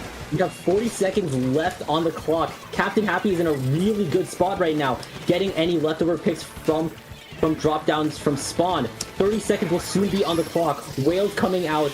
Captain Happy's in a really tricky situation against Phantom, against Acing. Acing takes down Captain Happy. That stamp is ready for Acing to rock and roll. Same thing with Balloon Bag. Can we see a second dawn of hammer time? Is it the first hammer comes out? Maybe not any value, but once again, maybe a lot of space. Soda, 2 sodas, both 50 bomb and the Tacticooler.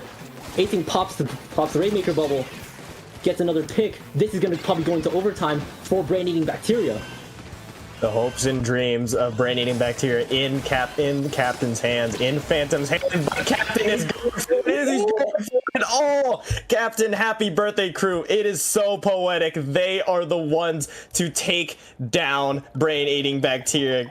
Captain Happy, in a last second overtime kill there. Captain Happy, if you're watching this, do make your birthday wishes. You've just won Swimmer Sync 162. Just straight up at the very end, a last second charge, such a bold play from just straight in and ending the game right there. The reverse sweep will be denied. Captain Happy Birthday Crew, like you mentioned, will be the victorious. That is game, set, and tournament. Congratulations. Captain Happy's Birthday Crew, you have done it. Man, Rocket, that was insane top cut. Proving why they're top cut. This is absolute cinema. find the Scorsese image, put the caption. My hands are up. Yeah, for sure. Goes to game 5. Of course it does. GG's to members of Brain Eating Bacteria. I'm sure those members of Bad Piggies are satisfied with their run, not quite being able to make it to gold, but at least showing some fight in here, almost pulling off the reverse sweep, especially since they're playing with several subs as well. Notably, they aren't doing a full team cohesion, but GG's to Brain Eating Bacteria. GG's, congratulations to Cap and happy birthday crew, and GG's to everybody watching this. Yeah, I think I've honestly never done a closing block before for Summer Sync, if I'm being honest, but yeah, this is where we say goodbye, but we have a little bit of housekeeping to deal with real quick. So yes, you do. Where can these people find you, Frost? You guys can all find me on Twitter at TKFrost6. I usually post about Splatoon every now and then. I also repost a lot of IPL Splatoon clips because I think I really like casting. What about you, Rocket? Where can we find you? Yeah, you can find me at rocket_splat on Twitter and Twitch. You can find me at RocketY on Discord. I'm always down to chat about whatever Splatoon way be. I'm seeing in chat, Acing, you were playing at 5 a.m. Peace to you. Oh, you are a legend for tanking it out through this. Unfortunately, you weren't able to get it, but still, you are a trooper for managing to play throughout this. But yeah, with that, we will say our goodbyes. Thank you, Justin, behind the scenes, for being our fabulous streamer. Thank you to everybody who is still here, and thank you to everybody who helped make this run. This is us signing out. We will see you in the next one. Good night.